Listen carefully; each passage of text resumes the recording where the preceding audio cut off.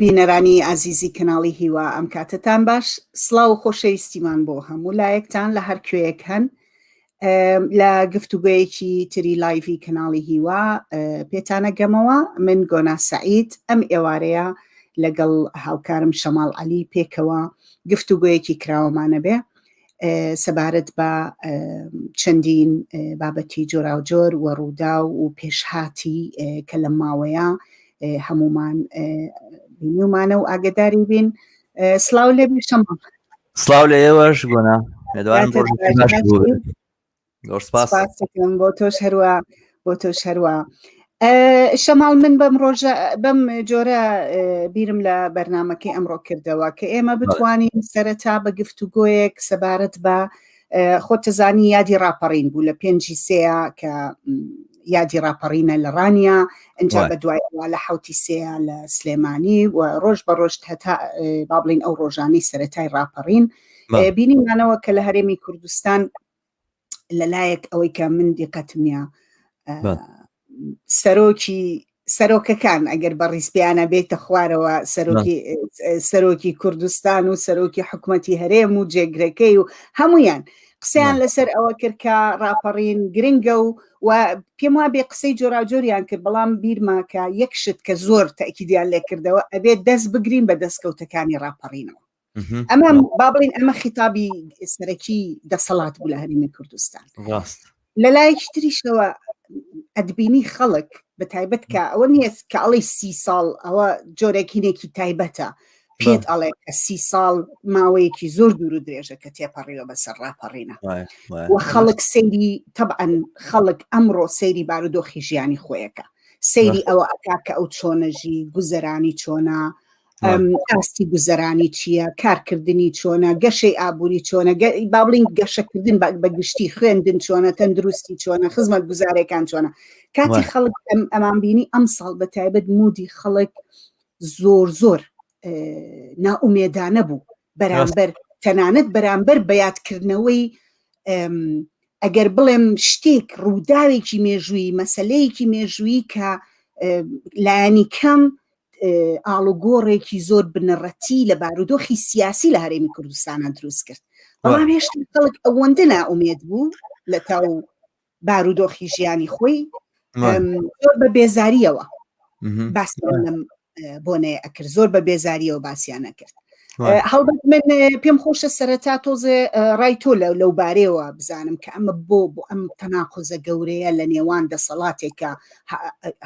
ئەوێت دەست بگرێت بە دەستکەوتەکانی ڕاپەڕینەوە و خەڵکێک کە بە دڵنیایی خەڵک لە سەرەتا ساڵانی یەکەم زۆر دڵی خۆش بوو بەو گۆڕانکاریە وڵامی تر وردە ئەم شتە گەیشتۆ بۆی دوای 30 ساڵ خەڵک بە جۆرێک نەفرەت لەو مەسەلەیە ئەکا. پێم خۆش بۆ ڕێی تۆ بزانم دواتر تۆزێکی نەسەر وردەکاری تر من سەرەتا تاوان دواتر دەتوانین تەقییمی ڕاپەڕین و کوڕاپەڕین بکەین یان ئێمەژە بێ قسەیەکی ئۆبجێکتیڤ لەسەر مۆزوعەکە بکەین باسەکە ئاوا نەبێ بڵین بە خاتری ئەوەی کە مەجموعە سەرنجمان هەیە لەسەر ئەو سەرنجانەی کە لەسەر ڕاپەڕین هەیە ئێستا ینی بکەوین بەو دیوە من تاوان دواتر یانی سەرەوە باسە مۆزوعەوە من بۆ خۆم سەرنجێکم هەیە لەسەر ئەم شێوازە لە مامەڵەکردن لەگەڵ یادی ڕاپەڕینەوەوانێ دروستەکە ڕاپەڕین ئەوە نەبوو کە خەڵک داوایە کروێمە هەتا ئەو کاتە ئێستا ناکە دوای 30 ساڵ پێپەڕیەوەوانە بەش بە حاڵی خۆمانەوەکو جوڵانەوەیەک سەرەتا زۆر بە شێرگیرانە و زۆر بە بڵین نەبەردانە بەشداریمان لە ڕاپەڕی ناکرد وەکو جوڵانەوەی چەپ و ئەو تەیفە لە خەڵکی شۆڕژێر و کۆمونیست و ئەوانەکە لە دەرەوەی ئەحزابەکانی کوردایەتی بوونەوەوانە بەڵام پاش ماوەیەکی کورد ئێمە خۆمان تەقییمی دۆخەکەمان کردووانە کە نەتایجەکانمان بینی و بە تەقییمێک کە کرا لەلایەن کەسانێکەوە کە ئێمە متمانەمان پێیان بوو لە ڕووی فکری و تیوریەوە خۆشمان بەو نەتیجەیە گەیشتینکەوە ئەو ڕاپەڕینە نەبووە کە چاوەڕوانی بووین ویستومانە بەڵام ئەمە شتێکە ئەمەی ئێستا کە کرێت لە بەرامبەر ڕاپەڕینە لەلایەن خەڵکەوە شتێکی ترە جارەوە کە ئەو ئەڵێن دەستکەوتەکانی ڕاپەڕین بپارێزین بەنظرم دەستکەوتەکانی ڕاپەڕین دیارە مەبەستیان ئەو شتێک کە ماوەتەوە بۆیان و ئەو پارە و پول و امتیازاتانەیە کە بەدەستیان هێناوە تا ئێستا و سەرمایەیە کە کۆیان کردوێتەوە و جێگا موقعیتێشە کە لە ڕووی لە سەر خاریتەی سیاسی سەرمایه‌داری جیهانی دەستیان کەوتە. ینی من پێم وانییە زۆر کەسە نەڵێن ناسیۆنالیزمی کورد یا کوردایەتی هیچ نییە لە کوردستانی عێراقا و هەر کاتێ بێ حەز بکرێەوەوانە من خۆم تەسویرێکی ئاوام نییە بە نەزەرم ئەم جۆرە دەسەڵاتە دەربەستە لە بەرامبەر کۆمەڵگایە ئاوا خزمەتکاری کۆمپانیاکانی نەوت خزمەتکاری کۆمپانیا خزمەتکاری سەرمایە بە هەموو جۆرێکەوەوانە کە هەموو شتێکە خاتە ژێر پێوە هەموو قێمەکە خاتە ژێر پێوە ڕۆژ ڕۆژی ئەوە یعنی لە دنیای سەرمایه‌داری ئەمڕۆیە ڕۆژ ڕۆژی ئەوە بە کەڵک نایە و کاتیە و تورکایەت و ئێرانیە دیا عێراقێتوانە بە بڕای من وانییە ئەو ارتیباتانەی کە لەگەڵ کۆمپانیەکانی نەوتی دنیا دروستیان کردو ئەوانەیان هێڵێتەوە لەسەر دەسەڵات و ئەمە و خاڵەیەکە بێمە لە بەرچاوی بگرین لەبەرەوە دەستکەوتی باشیان هەیە وەقیشیان ئاڵێن دیفاعی لێکەین و ئیڵینەوە هیچ گومانێک لەمایان نیە بەڵام لەو لای ترەوە ئەوە کە خەڵک ئاوا بە جۆرێک لە جۆرەکان هەڵوێستەکانی بۆ بە سێبەری دەسەڵات ینی ئەوەی کە دەسەڵات ئەیڵێت و عکسەکەی بڵێ ئیتر ئەمە بوو بە شۆڕژگێڕێتی و بۆ بە وەستانەوە بەرامبەر بە سەم و چەسانەوەی کە دەسەڵاتی کوردایەتی فەرزی کردووە بەنظرم ئەوە دروست نییە ئەمە زۆرتر بیناکردنی مەواقیفە بیناکردنی تێڕوانین و هەڵسەنگاندنوانەیە لەسەر ئەساسی هەڵسەنگاندنی بەرامبەر و تێڕوانینی بەرامبەر نەگەوەی کە خۆ چۆنی بیرلەکەی تۆ چۆنی هەڵەسەنگێنی من وازانم کە ئەوەی کە ئەم ڕاپەڕینە هەر نەبووایە و هەر نەکرایە و بە هیچ جۆرێک دەستی بۆ نەبرایە و ئەم وەزع هەر وەکووە بایەتەوە کە لە ڕابردووە هەبووە ئەمانە بەنظرم زۆر تەسویرێکی زۆر بڵین ناومێددانەیە و تەسویری خەڵکێکە کە ینی متەڕادی دەبێتەوەی کە جاریش دەست بەرێ بۆ شێوازێک لە شێوازەکانی یاخی بوون و بەرەنگار بوونەوەی دەسەڵات و ئەوانە یعنی ئەگەرەوەی لەمانە غەڵەت بوو بۆ چی جاریشکە بیکەینەوە بڵێ شەمان لەو خاڵا من پێم وایە ئەزایی چۆنا تۆ ڕاستە منەو تێبینی تۆ موافقم ینی هینم هاوڕام لەگەڵی کە خەڵک بەڵام ئەبێ ئێمەش یعنی ئەوە ببینین کە پێش ڕوخانی حکوومەتی بەعس خەڵک بە جۆرێک کێشەکانی خۆی بە کێشەی ئابووری نەئەبینی یعنی کێشەی ژیان و بۆ نمونە حکوومەتی بەعس بەو هەموو دڕندەی و دیکتاتۆرەی خۆیەوە سیستەمێکی هەبوو چزانم گەشەی ئابووری هەبوو بەشێکی لەو سەرمایەی کە وەکو دەوڵەتێک کۆی ئەکردەوە و هەڵێخران بەشێکی خستەوە خزمەت گوزاریەکان و خوێندن و تەندروستی و خەڵک ئەمەی لەبیرە بەشێکی زۆر لە خەڵک ئەوەی لەبیرە کە خەڵک کرێی خۆی وەرەگرت چزان قوتابی لە زانکۆ بە خۆڕایی ئەی خوێن ئەم هینەی ئێستا ئەم بارودۆخە ئابووری و گوزەرانە کە پەیوەندی بە ژیان و بابڵین نانی سەرسفرەی خەڵکەوە هەیە بە دڵنیایی بۆ جۆرەی ئێستا نەبوو لەباری سیاسیەوە سەرکوتی سیاسی و خوێن ڕشتن و خەڵک کوشتن و ئەمانە هەبوو بۆیە ئەم کێشەیە خەڵک لە پەیوەند بە کێشە ئابوووریەکانەوە بیر لەماکاتەوە و ئەگاتە ئەو دەرەجەیە لەوەی بڵێ ئەو کاتە باشتر بوو بەڵام وەک تۆڵی من بۆیە لەم هاوڕام لەگەڵم خاڵی تۆیە وەک تۆڵی خەڵک ناکرێ ئەوت لەبیر چێتەوانێت تۆ ئەسەن ئینسان نەی ئەتوانی لەباری سیاسی و لەباری هەڵسوڕانی سیاسیەوە لە ئازادی بیر و ڕایە نەیەتوانی هەناسە بە بەدەیا بە هەزاران خەڵک بۆ نمونە ئینسانی لێ گیانی لە دەستزاوە ئەم هەموو کوڕەگەنجە ئەم هەموو خێزانە چزام لە سێدارە دراون یعنی ئەمانە شتێکن هەر ئەوە نییە زین چۆنە بەشێکی ئەوەی کە ئێستا ئەم بەروبوومەی کە ئێستا دوورێتەوە هەر لەو سەردەمەیە تۆ کراوە ئەزانی چۆنانی ئەوەی کە بازەکرێن نیۆلیبرالیزم دەوڵەتی سەدام دەوڵەتێک بوو مەسەلەن زۆرتر سۆشیالیستیوانە بووە پێ بگەک مەسەلە تەقیم بکەین کە لەم قەزیە دەوڵەتێک کە دروست بوو سەدام حوسێن بڵێن و فترەیەکی دیاریکراو لە بینی تقریبا نزیکی 15 ساڵێکە 10 ساڵێکە تا 12 ساڵێکە تا و کاتی کە شەڕی ئێران و عێراق دەستی پێکردووانە کۆمەڵێک ئیسلاحات و کۆمەڵێک ریفۆرم کرا بەڵام ئەمە لە پشتیەوە و پاشخانی ئەمە جوڵانێکی زۆر فراوان و گەورەی جەماوەری بوو باشە 10 ساڵ پێشەوەی سەدام بێ بە بێتە سەرکار و ئەوانە حیزبی شوێی عێراق 1 ملیۆن ئەندامی هەبوو کە بە پەیامێکەوە هاتبوو بۆ گۆڕینی هەموو اقتصاد بۆ هەموو ئەو دەستکەوتانێکی هین بوو ینی ناکرا دەسەڵاتی حیزبی بەعز بێتەوە کارانە نەکامە بە جێگەی خۆی لەلایەکی ترەوە خودی ئەو پرۆسەی کە ئێستا ئێمەی بینین فرۆشتنی ئەم شتانە بە کەرتی تایبەتوانە هەر لە کاتی سەدام خۆیەوە دەستی پێکرد محرومکردنی کارگەران لە عێراق و لە کوردستانە لە مافەکانیان هەر لە کاتی سەدام خۆیەوە دەستی پێکرد ئەو بڕیارانەی کە دەرکرا کرێکە کارگەر کرا بە مۆزەفیش بۆی نەبوومان بگرێ یاخود بۆی نەبوو ئەسڵەن نیقابەی هەبێ هەموو زمانی اجتیماعیەکی کە کۆکرا بۆ لە سندوقی زمانە هەمووی دزدی هەمووی برد هەموو ئەمانە ئەو تەسەڕوفاتانە بوون کە لە کاتی سەدام خۆیان کرا ئەو جۆرەکە مەسەلەن ئەو بێ دەربەستیە بەرامبەر بە بیئە بە ژینگە بەڕاستی سەدام ژینگەی عێراق و کوردستانی وێران کرد بە معنای کەلیمە وێرانی کرد ینی دەستی لە هیچ تاوانێک نەئەپاراست کە هین بێت کە دەستی بۆ بەرێ ینی ئەمانە مەسائلێک نین تەنها بەڕەبتی بەوە ببێ کە سەرکوتێکی سیاسی هەبوو ئینێک هەبوو ینی دام و دەستگاکانی دەوڵەت خەریک بوو وردە لە کاتی سەدامە بەرەوە ئەوە تەحولیانە کرد کە ئەمەیان لێبێ ینی ئەم تەحولە بە بڕوای من وانە بۆ مەسەن ئینقلابێک بێ بەسەر ئەو دۆخە ئەبوایە سەدام لا ببرایە بۆی کەەوە ئەمە بەهاتایەتە پێشەوە مەسەلەن ئەوەی کە باسەکرێ لە ئەلمانیەتوانە لە سەردەمی سەدامە هەبوو سەدام خۆی هەمووی لە کاتی حەسار و ئەوانەیە هەمووی خستە ژێر پێوە بوو بە عەبدوڵڵاه المؤمین فیدایی سەدامی بەرەڵا کرد لە بەغاژ سەری ژنیان نەبڕی و هەڵیانەواسی بە دار و دیوارەکانە ئەمانەمان نابێ بیرچێتەوە ئەو هەموو یعنی ئەو پەلامارەی کە خراە سەر ئاسی ژیان و گوزەرانی خەڵک و ئەوانەوەی کە خەڵک ئامادە بوو بە نانەسچی کار بکە یعنی ئاواری و دەربەدەری و ئەوانەی کە لە کاتی سەداما بینیمان هەموو ئەمانی کە ئێستای بینین ئیدامەی ئەو دۆخەی و ئەو وەزعێتە ینی ئەم دژایەتی کردنەی دەسەڵاتی ئێستا بەم جۆرە کە خەڵکێک بە وادار بکە بە نۆستالژیا و ئەمانە بە بڕوای من ئەمە پاشخانی لە دیدی خەڵکە هەیە بۆ خۆی لە تەقیمی خەڵکە هەیە بۆ خۆی کە ئەو هیچ توانایشی نییە ئاڵ و گۆڕشی جدی بەدی بێنێ هەتەنها ئەوەنی لەسەر لە بینی ئەم دەسەڵاتدارە دڕندانەیە کامیان کە لە هەمویان کەمتر خراپە هەڵبژێرێ و بەحساب لەم دۆخەیە لە بەراوردەیە سەدام حسێن لەمانەی کە ئێستا هەن کەمێک کەمتر خراپە بە بڕوای من ئەمە تەسویرێکی زۆر بڵین هی خەڵکێکە کە سایلی خستووە کە تەسلیم بووە بەواقع کە بە بڕای من ئەمە بۆ خۆی ئەساسی ئەو گرفتانەیە کە ئێستاش خەریکن هەن و بەردەوام دقیق ڕاستە دەست خۆش ئێمە وەعدمانیا بە بینەران کە ئێمە باسی چەند بابەتێکەکەین لەبەرەوە ئەم بابەتە بۆ خۆی مەسلەی ڕاپەڕین مەسلەیەکی زۆر بەرفراوانە مەسلەیەکی زۆر گرنگە و حتا کەسێک کە یادێکاتەوە مانا و با بڵین لێکەوتەکانی بۆ ئێمە بە پێی جێگا و ڕێگای خۆمان لە نێو بزوتنەوەکانە لە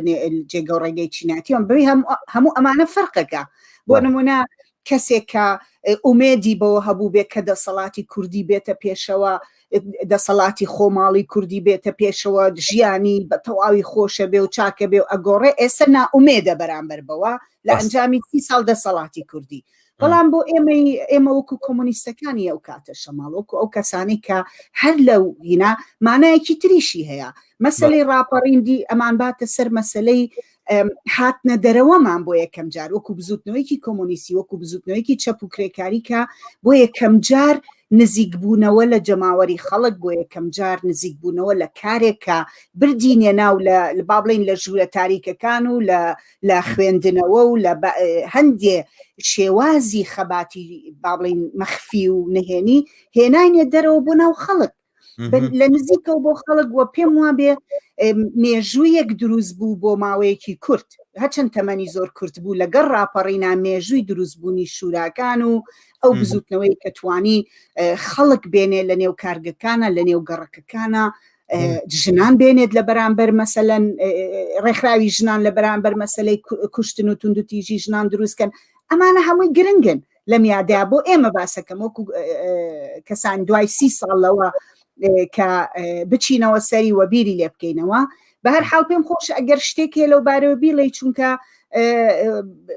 چەند دقەیەکی تر با بڵێن هێنەکەین من هەر بە کورتی ئەوە نەبڵێ مەزای ئەو کۆمەلگای کە ڕاپەڕی لە نەوەتویەکە ینی ئەو خرۆشانە جەماوەری کە ڕوویدا ئەوانە هی کۆمەڵگایەک بوو کە بەڕاستی پێش ئەوە کەوتبووە سەر ئەژنۆ ینی چۆکی دادا بوو ئەو کۆمەڵگایە ئەنفال کرابوو چیمیاباران کرابوو بە بڕوای من باسی ئەنفال و چیمیابارانیش لە پیشمانەوە حتمما ئەدێ مەسلەیەک ئەوەش گەشتێکە لەو ڕووداوانەی کە لە مانگایان ڕوویداوە کە نابێ فکرمان چێتەوە تایەتی چیمیابارانی هەڵەبجە ئەزانی ئەم کۆمەلگایەک بوو چۆکی دادا بوو ئەو خرۆشانی ژەماوەریە بەڕاستی هەستانەوەیەکی زۆر گرنگی و زۆر مێژویی بوو لەو قۆناغەیە و بەم ئاعتیبارە ناتوانین بەکەمی بگرین و ناتوانین بڵین کە کارێک بۆ وایە خەڵک نەیکردایە بە پێشەوانەوە کارێک بوو کە بەڕاستی ئەیتوانی ئەگەر ئاواری یەکە نەبوایە ئەگەر ئەوەی دوای ئەوەسی لە دوای مانگی سێ بەدواوەکە و ئاوارەیە ڕوویدا و خەڵک بەجارێک ئەم جارە دووبارە هەموو زامەکانی ئەنفال و چیمەباران و ئەوانش کولایەوە ئەگەر ئەوە نەبوایە واقعان ئێمەمانتوانی قۆناغێکی زۆر گەورەمان بڕی بوو لەوەی کە سایکۆلۆژێتی کۆمەلگای کوردستان تیمار بکەین چونکە سایکۆلۆژێتی کۆمەلگای کوردستان سایکۆلۆژێتێکی بیمارە بەڕاستی نەخۆشە بەڕاستی ئەم سایکۆلۆژێت هی کۆمەلگایەکە کە چۆشی داداوە وەلایەزال هەتا ئەم لەحظەیەش نەیتوانیوە هەستێتەوە سەر پێ ینی ئەمە فرسەتێ بوو شوراکان ئاعتیماد بەخۆکردنە ئەوەی کە بە دەستی خاڵی گەنجانە بە دەستی خاڵی پەلاماری دام و دەستگاکانی دەوڵەتیاندا و هەڵیان پێچا و واقعان لە کوردستان لایەن برداخەکەی ناکڵێت ئەمریکا لێیدا ئەمریکا لە جنوب لێدا خۆم ئەم لەشکرەی لێرە بوو لە کوردستانە بوو فیشەکێکی بەر نەکەوت بوو هیچ زەربەیەشی نەخوارد بوو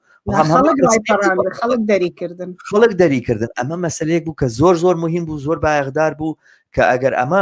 بڕۆشتایەتە پێشەوە دیارە کە نەتای بەڵام دووبارە ئەو قۆناغی کە بەدوایە هات کە بە بڕای من کارکردی کوردایەتیش لەمەیان کەم نەبوو ینی کوردایەتی بۆ ئەوەی کە وتبوویان خۆیان پێشتر وتبیان ئاخ بۆ شیمیابارانێکی تر و ئاخ بۆ ئەنفالێکی تر و ئەوانە واقعان کە هاتە سەر مۆزۆی ڕاپەڕین و ئەوانە دیارە بە فرسەتیان زانی کە ئەنفالێکی تر و بڵین چیمابارانێکی تر بگەن بە واقعیانی تر خۆ باسیش لەوێ بوو ئامادە بوو بۆ یارمەتیان بە ئەوانش دیارە پێش ئەو خەڵکە کەوتن و شارەکانیان شۆڵ کرد و ئەو دۆخە ڕوویدا کە خەڵک تووشی ئەو نەهامەتیە بوو کە واقعان پەشیمان بێتەوە لەو ڕاپەڕینە لەو کاتە پەشیمان بێتەوە لەو ڕاپەڕینە لەو خۆشان لەو بەرەنگار بوونەوەی بە بڕای من ئەمە نوقتەیەک و خاڵێکی گرنگە کە ئێمە نابێ فرامۆشی بکەین بەڵێ شەماڵ نامێ منیش ئەوم لەبیر چێکە هەر لەم یادەیە لەم مەسلەی یادکردنەوەی مەسلەی ڕاپەڕین و ئەو مانگانی دوای ڕاپەڕین و تۆ باسی ئاوارەیت کرد باسی شوراکانمان کرد باسی هێنانی ئیرادەی خەڵک بەڵام مەسلەیەکی تریش کە من بۆم گرنگە کە باسی کەم کە ئێمە بەشێک بووین لەو مێژووە ئەو سەرەتایە بۆ مەسلەی کوشتن و تیرۆر و ڕەشە کوژی ژنان کە دەستی پێکرد لەو دەورەیە ئەوە بوو کە لە ماوەی با بڵین ئیترە و چەند مانگە کە تازە ڕاپەڕین ڕوویا بوو کاتێک کە هەردوو حیزبی دەسەڵاتدار نەک دەسەڵاتداری ئەو کاتە بەڵکو بەرەی کوردستانی کە ناویان کە هاتنەوە نێو شار و دەستیان کرد بە هەڵمەتێکی فراوان بە تیرۆر و ڕەشە کوژی ژنان هەموو ڕۆژێ من لەبیرمە ئەو کاتە ینی هین بووینی تر گەنج بووین هەمومان هەموو ڕۆژێ ئەمان بیست کە ژنێک کوژراوە لە سەرجادا لە ماڵی خۆیان لە بەرچاوی مناڵەکان ناوی لە لیستەکە بوو بە هەڵا ژنێ بە هەڵە کوژراوە ناوی لە لیستەکە ئەمانە یعنی ئەمە تقریبا ئەوەندەی من بیرم بێ زیاد لە 200 ژن بەس لە منتیقەی سلێمانیە کە ئەم هەواڵانەمانە بیستەوە و ئەو کاتش ئێمە وەکو ئەو ژنە کۆمونیستەکان با بڵین کە لە نێو بزوتنەوەی کۆمونیستی و کرێکاریا بووین هەرو کاتە بوو کە ئەم بزوتنەوەیە دەستیە ئەوەی کە بیری کردو ئەبێ ڕوبەڕووی ئەم ڕەشە کوژیە بوو ئەستێتەوانێ مەسەڵەن سەرەتا ئەم ڕەشە کوژیە ڕاستە بە بیانووی نەئەوترا ئەمە بە بیانووی شەرەف و ناموس و ئەمەوەی ئەیانوت ئەمە بە بیانووی ئەوەی ئەم ژنانە بەعسی بوون سەر بەدام و دەستگای ئەمن بوون و هاوکاریان لەگەڵ ڕژێمی کۆنی حیزب بەعسا کردووە و ئەمە وای ئەکرد خەڵک ئەسڵەن بەلایە تێپەڕێ زۆر نەپرسێتەوە لەسەری یاخود بڵێ دەستیان خۆش بێ وەکو چۆن ئیدامەیەک بوو لەو شۆڕشەی کە ئەیان و لەو شۆڕژگەڕێتی شاخ کە باسییانە کرد ئەمەی تر شۆڕژگەڕێتی ئەگەر تۆ مححکومی ئەم ژنانە بکەی بە کوشتن و بە تیرۆرکردن و ئەمانە کەچی لە لایەکی ترەوە ئەوە تا ئێستا نەک ئێستا ئەیبینین هەر زۆر زوو خەڵک زانی کە یەک پیاویان نەکوش لەسەر قسم لە باسی ئەمنوهینەکان ئێستا بەهینن بە شەهید بە ئەوانی کە کوژراویشن بە سوتفە بە شەهید ناوبراون ئەوانەشی کە بڵین ماون بە پێشمەرگە وانە بەشیی زۆریان هەر مەعاشوشتیشی بۆ بڕاوەتەوە ئەوانە حقیقەتێکم و ئەوەشی کە خاوەن دەسەڵات و خاوەن سەرمای و سەرۆک عەشرەت و سەرۆک جاش و ئەوانە بووە ئێستا وەکو خۆیانە ئێستا لە نێو سەرکردایەتی و لە نێو نازام جا ئەم مەسەلەیە من بڕۆمەوە سەرەوەی کە ئەمە چی دروست کرد یعنی من دڵنیام کە ئێمە ئەمەمان دواتر کە ڕێکخراوی سەر بەخۆی ئافرەتان دروست بوو ئەم بزوتنەوەی ئێمە زۆر لەسەر ئەمە ڕۆیشتین و هەر ئەژبێ بیڵێنەوە ئەم مێژووە ئەبێ باز بکرێتەوە کە ئەمە توانی کەلتوری ژن کوشتن لە هەرێمی کوردستانە بەرجەستە بکە برێوی پێ بدە هانی بدە ڕێک وەکووا بوو جۆرێک لە یاسایەکی نەنووسراو ئەیاتە دەست پیاو سالاری ئەیاتە دەست شەرەف پارێزی کە ئەوە ئێمە ئەم هەموو ژنە لەسەر مادەم کاری وایان کردو ئەیان کوژین لێوە بەڕاستی ئەم ڕووبارە لە خوێنڕشتنی ژنان بۆ 30 ساڵە دەستی پێکرد و ئەمە ناکرێ ئەم مێژووە کەس ناتوانێت بیسڕێتەوە کە ئەم بەرەی کوردستانی ئەم حیزبانە ئەم شۆڕژگەرانی شاخ دەستیان هەبوو لە دروستکردنی ئەم ڕووبارە لە خوێن بەرامبەر بە ژنان نامێ ئەوشم بیر چێشت کە ئێمە بەڕاستی وەکو ئەو کاتە حرەکەیەکی زۆر باش لە نێو ژنانی شۆڕژگێر و کۆمونیستەوە دروست بوو کە وەستانەوە دەستیان کرد بە وەستانەوە بەرامبەر بەم ڕەشە کوژیە و هێرشیش کرایە سەریان نەکەڕوینە و چوزانم بە جۆرێک بەرەنگاریانە بوونەوە بە جۆرێک گوێ نەدرا بەم ژنانە قسەیان پێ ئەوترا بەڵام لەگەڵ دروستبوونی ڕەشە کوژیەکە خەباتەکەش لە بەرامبەریا و بەرەنگاربوونەوەکەی هەرو کاتە دروست بوو و ئەوە شتێکە جێگەی شانازیە واتە ئەمە هێشتا هەر بەشێک لەم یادانەی راپەڕین کە ئێمە ئەبێ هەمیشە بیڵین و باسیکەینەوە مەبەستمەوە بوو لەم بابەتە من دیارە زۆر سپاس دەکەم ئەو بابەتە تێناو بابەتێکی زۆر گرنگە بەداخەوە ئەو بایەخی کە پێویستە پێی بدرێوانە پێی نەدرا بەڵام من بەر قسەکانی خۆم بکەم بە پەیامێکم هەیە بۆ بینەرانی ئازیز لێرەیە بڵێم ئازیزانەکە ئەم کەناڵەتان مەبەستە پێشکەوێەوە ئەگەر تانەوێت لە پێشخستن و لە برەوپێدانیا بەشداری بکەن داوەتان لەکەین هەر ئێستا گەر ئەتوانن ئەگەر لە دەروێ وڵات سەیرەکەن کە دیارە بۆتان ئاسانترە لە یوتیوبەوە متابعەمان بکەن کەناڵی یوتیوبەکەمان سەبسکرایب بکەن کەناڵی یوتیوبەکەمان بڵاوکەنەوە لینکێک گەر بڵاوێکەنەوە هی بەرنامەکان یاخود شەیرەکەن لە لای خۆتان کە داواتان لێکەین ئەم کارە بکەن بۆی بینەرانێکی زۆرتر بەرنامەکەمان ببینن لە یوتیوبەوە ئەو کارە بکەن بەرحاڵ هەرچۆن بۆمان بکرێ کۆمەچێم کەناڵە بکەین کە فراوانتر ببێتەوە لەسەر پێی خۆی ڕاوەستێمە کەناڵی هەموو ئەوانەیە کە یانوێ ئاڵوگۆڕێکی بۆ بەرەو ئازادی و یەکسانێکی زۆرتر لە کوردستانە بەدی بێ سەبارەت بەو خاڵە گۆنا من تەسویرەکەم ئەوەیە زانی چۆنە هەموو دەسەڵاتێک لەو دەسەڵاتانی کە دێتە سەرکار لە سەرەتا تایبەتی دەسەڵاتە سەرکوتگەرەکان ئەوانەی کە بەرنامەیەکی دیاریکراین بۆ ئاڵوگۆڕی پێشکەوتون خوازانە یاخود بەرەو ژیانێکی باشتر بەرەو دنیایکی باشتر نییە بۆ جەماوەر و ئەوانە زۆر بە خێرایی دەزەبن بۆ سەرکوت زۆر بە خێرایی دەزەبن بۆی کەوا چاوی کۆمەلگا بترسێنن بە تایبەتی لە هەلومەرجێکەکەوەی کە ئێمە باسمان کرد ئێمە بینیمان بە چاوی خۆمان میانی هەتاکو دوای ئاوارەیەکەش دەروە دەرنانی بەعز دووبارە لە کوردستان هەر بە قوربانی بە خەباتی خەڵک بوو ینی ئێمە ئەم خەڵکانی کە ئامادە بوون کە بەعز دەرپەڕێن لە جاری پێشوە بەشداری ڕاپەڕینان کە جاری دووەمیش هەر بە ڕاپەڕینەکانی تەمموز و ئەوانە لە هەولێر و لە سلێمانی باسییان ناچارکردژنا بەرەی کوردستانی و کاتە لەگەڵ حکوومەتی باسا دەستی تێگەڵ کردو و بەساب بەنیاز بوون بە ڕێگایەکی هێمنانەوە بە ڕێگایکی سیاسیوانە بە مافەکانی کورد دەردیخوانەوە لەبەرەوە ئەمانە شتێکیان لە نەبوو لەگەڵ ئەوەی کە ئەو خەڵکە خواستێکی هەبوو داواکارێکی بوو بەرەو ڕزگار بوون مشتەرەکاتێکیان نەبوو لەگەڵ ئەمەیە ئەوەی کە هەیان بوو ئەوە بوو کە بڕۆن بچن ببن بە جێگری ئەو جێگرەوەی ئەو دەسەڵاتە سەرکوتگەری لە پێشووە هەبوو بەڵام ئەم جەماوەرە کە هاتبووە مەیدان پێویستی بۆ بوو چای بترسێنرێ باشە هەموو ئەو دەسەڵاتە سەرکوتگەرانی کە تازەیەن لە زەعیفترین حەڵقەکانەوە دەست پێکەن عادەتەن سیاست وایە تۆ گە بتێ پێشڕۆوی بکەی ئەچی زەعیفترین ئەڵقەکانەگری و زەعیفترین ئەڵقەکانیش لەو کاتانەیە ئەو ژنانە بوون کە بۆ جۆرە لەلایەن بە نەخشەوە دیارە ئەمەی کە باسەکرێ ناموس پەرستی و کوشتنی ناموسی و ئەوانە وایە کوشتنی ناموسی لە وڵاتانی شەرقا لە هەموو شوێنەکان مەوجودە بەڵام ئەوەی لە کوردستان بوو نەخشەیەکی زۆر بیرلێکراوە و زۆر ئاهریمەنی بوو با بڵێن لەلایەن دەسەڵاتی کوردایەتیەوە بۆ قەلاچۆکردنی ژن بۆ تیرۆرکردنی ژن تیرۆر بوو بە معنای کەلیمە تیرۆری ژنان بوو ڕەشەکوژی و تیرۆری ژنان بوو لە کوردستانە و ئەم ڕەشەکوژی و تیرۆری ژنانە بوو بە سەکۆیەک و بوو بە سەرەتایەک بۆ ئەوەی کەواوە درێژە بێ و ئەمە بە دەرەجەی یەکەم لە ناوچەی سلێمانیە لەلایەنی شێتی نیشتیمانی کوردستانەوە و طبعا زۆر دەلایل و شەواهدیش هەیە زۆر کەسی جواجێڕێتەوە کە لەلایەن شخصی نەوشیروانەوە ئیشرافی کرایە سەر لیستەکان لەلایەن ئەوەوە ئەنووسرا لەلایەن ئەوەوە پاشەوەی زانیاریەکان کۆکراوە و ئەنێژا بۆ خەڵک یان ئێمەگەر مثلەن ئێمە لە علاقاتی ئیجتیماعی خۆمانە ڕەنگە خەڵکانێک بناسین لەو بابەتانە کە ئەمریان پێکراوە کە بڕۆن فڵانە ژن بکوژن و خوێنی بڕێژن و ئەمانە هەموو مەسائلێک بوون کە بەڕاستی نەخشە بۆ داڕێژراو بوو باسەکە باسی کوشتنی ناموسی نییەوە کەسێک کە ناوی ئەمریکا لە کوردستانانە کوشتنی ناموسی بە بڕوای من بەشێک لە حقیقت ئەشارێتەوە و بەشێک لە حقیقت لا ئەبا و حقیقت ناڵێت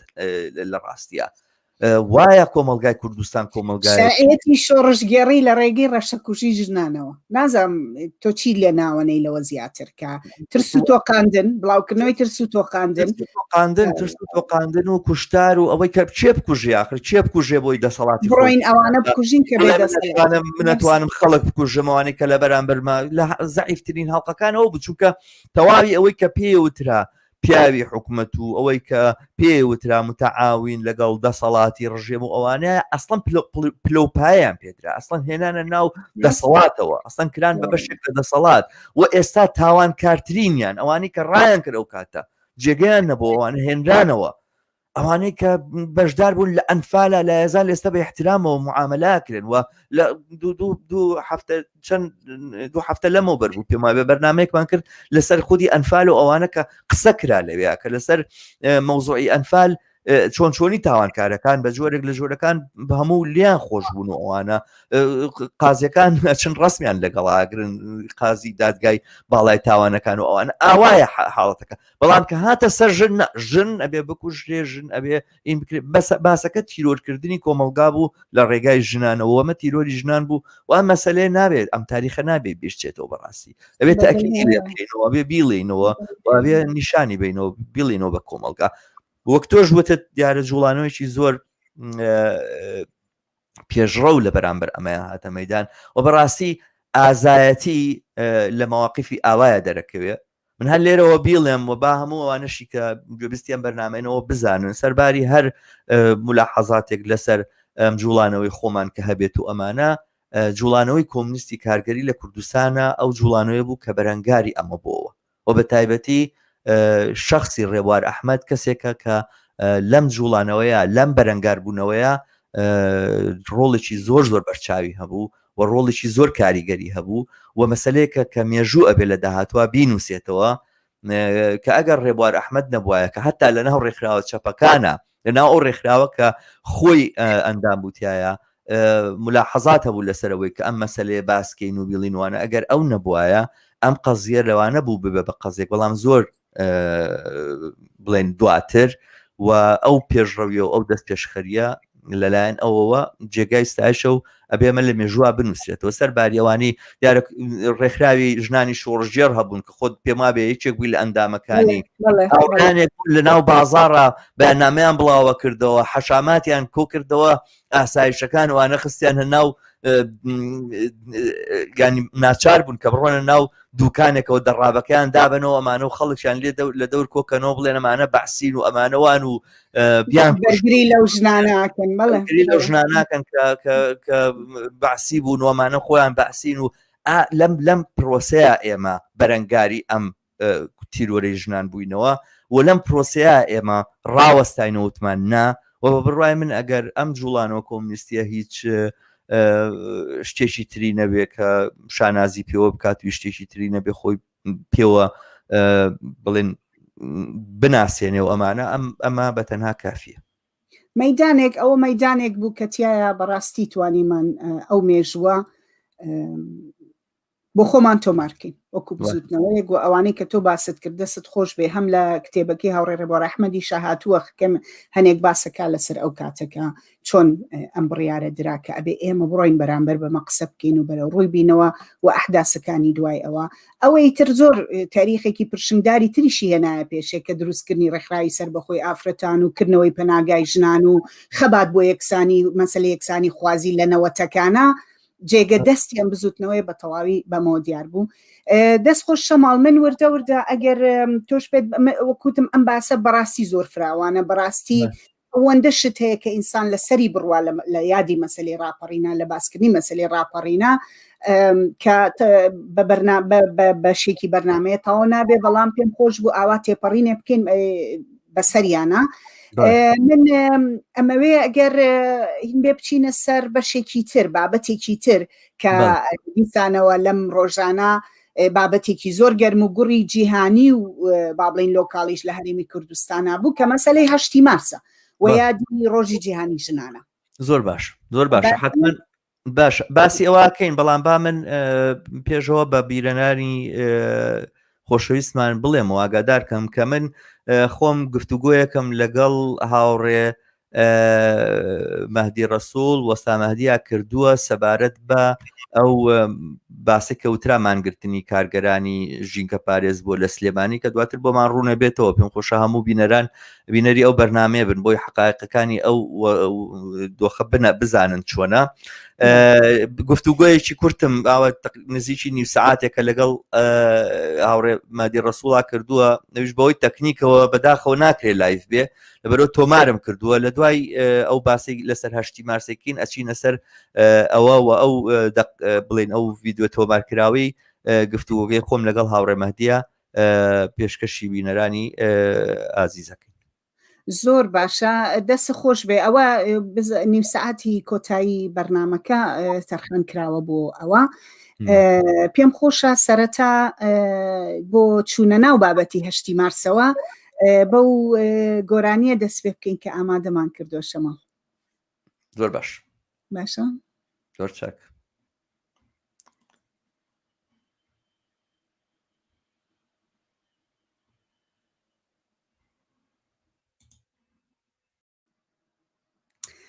ئازیزان داوای لێبوردنەکەین کە بەداخەوە دەنگ نەبوو شەماڵ تۆش دەنگنی گۆرانیە کە هەوڵمانیا بۆ ئێوەی پەخشکەین دەنگ نەبوو بەڵام پێم خۆشە گۆرانیەکەتان هەر پێ بناسێنم بینەرانی ئازیز. ئەم گۆرانیە لە ڕێکخراوی خەڵک بۆ گەشە پێدان PDO بەرهەمی هێناوە بۆ 8 مارسی ئەم ساڵ کارەکە بە دەستخۆشیەوە با بڵێن تێکستەکەی لە نووسینی خاتوو ڕۆژە حەسەنە و هەروەها پێم وابێ مێلۆدیەکەی کاک دیاری قەرەداخیە ئەو بەرهەمی هێناوە بەرهەمێکی جوانی گەنجانە بۆ وەستانەوە بە دژی تونند و تیژی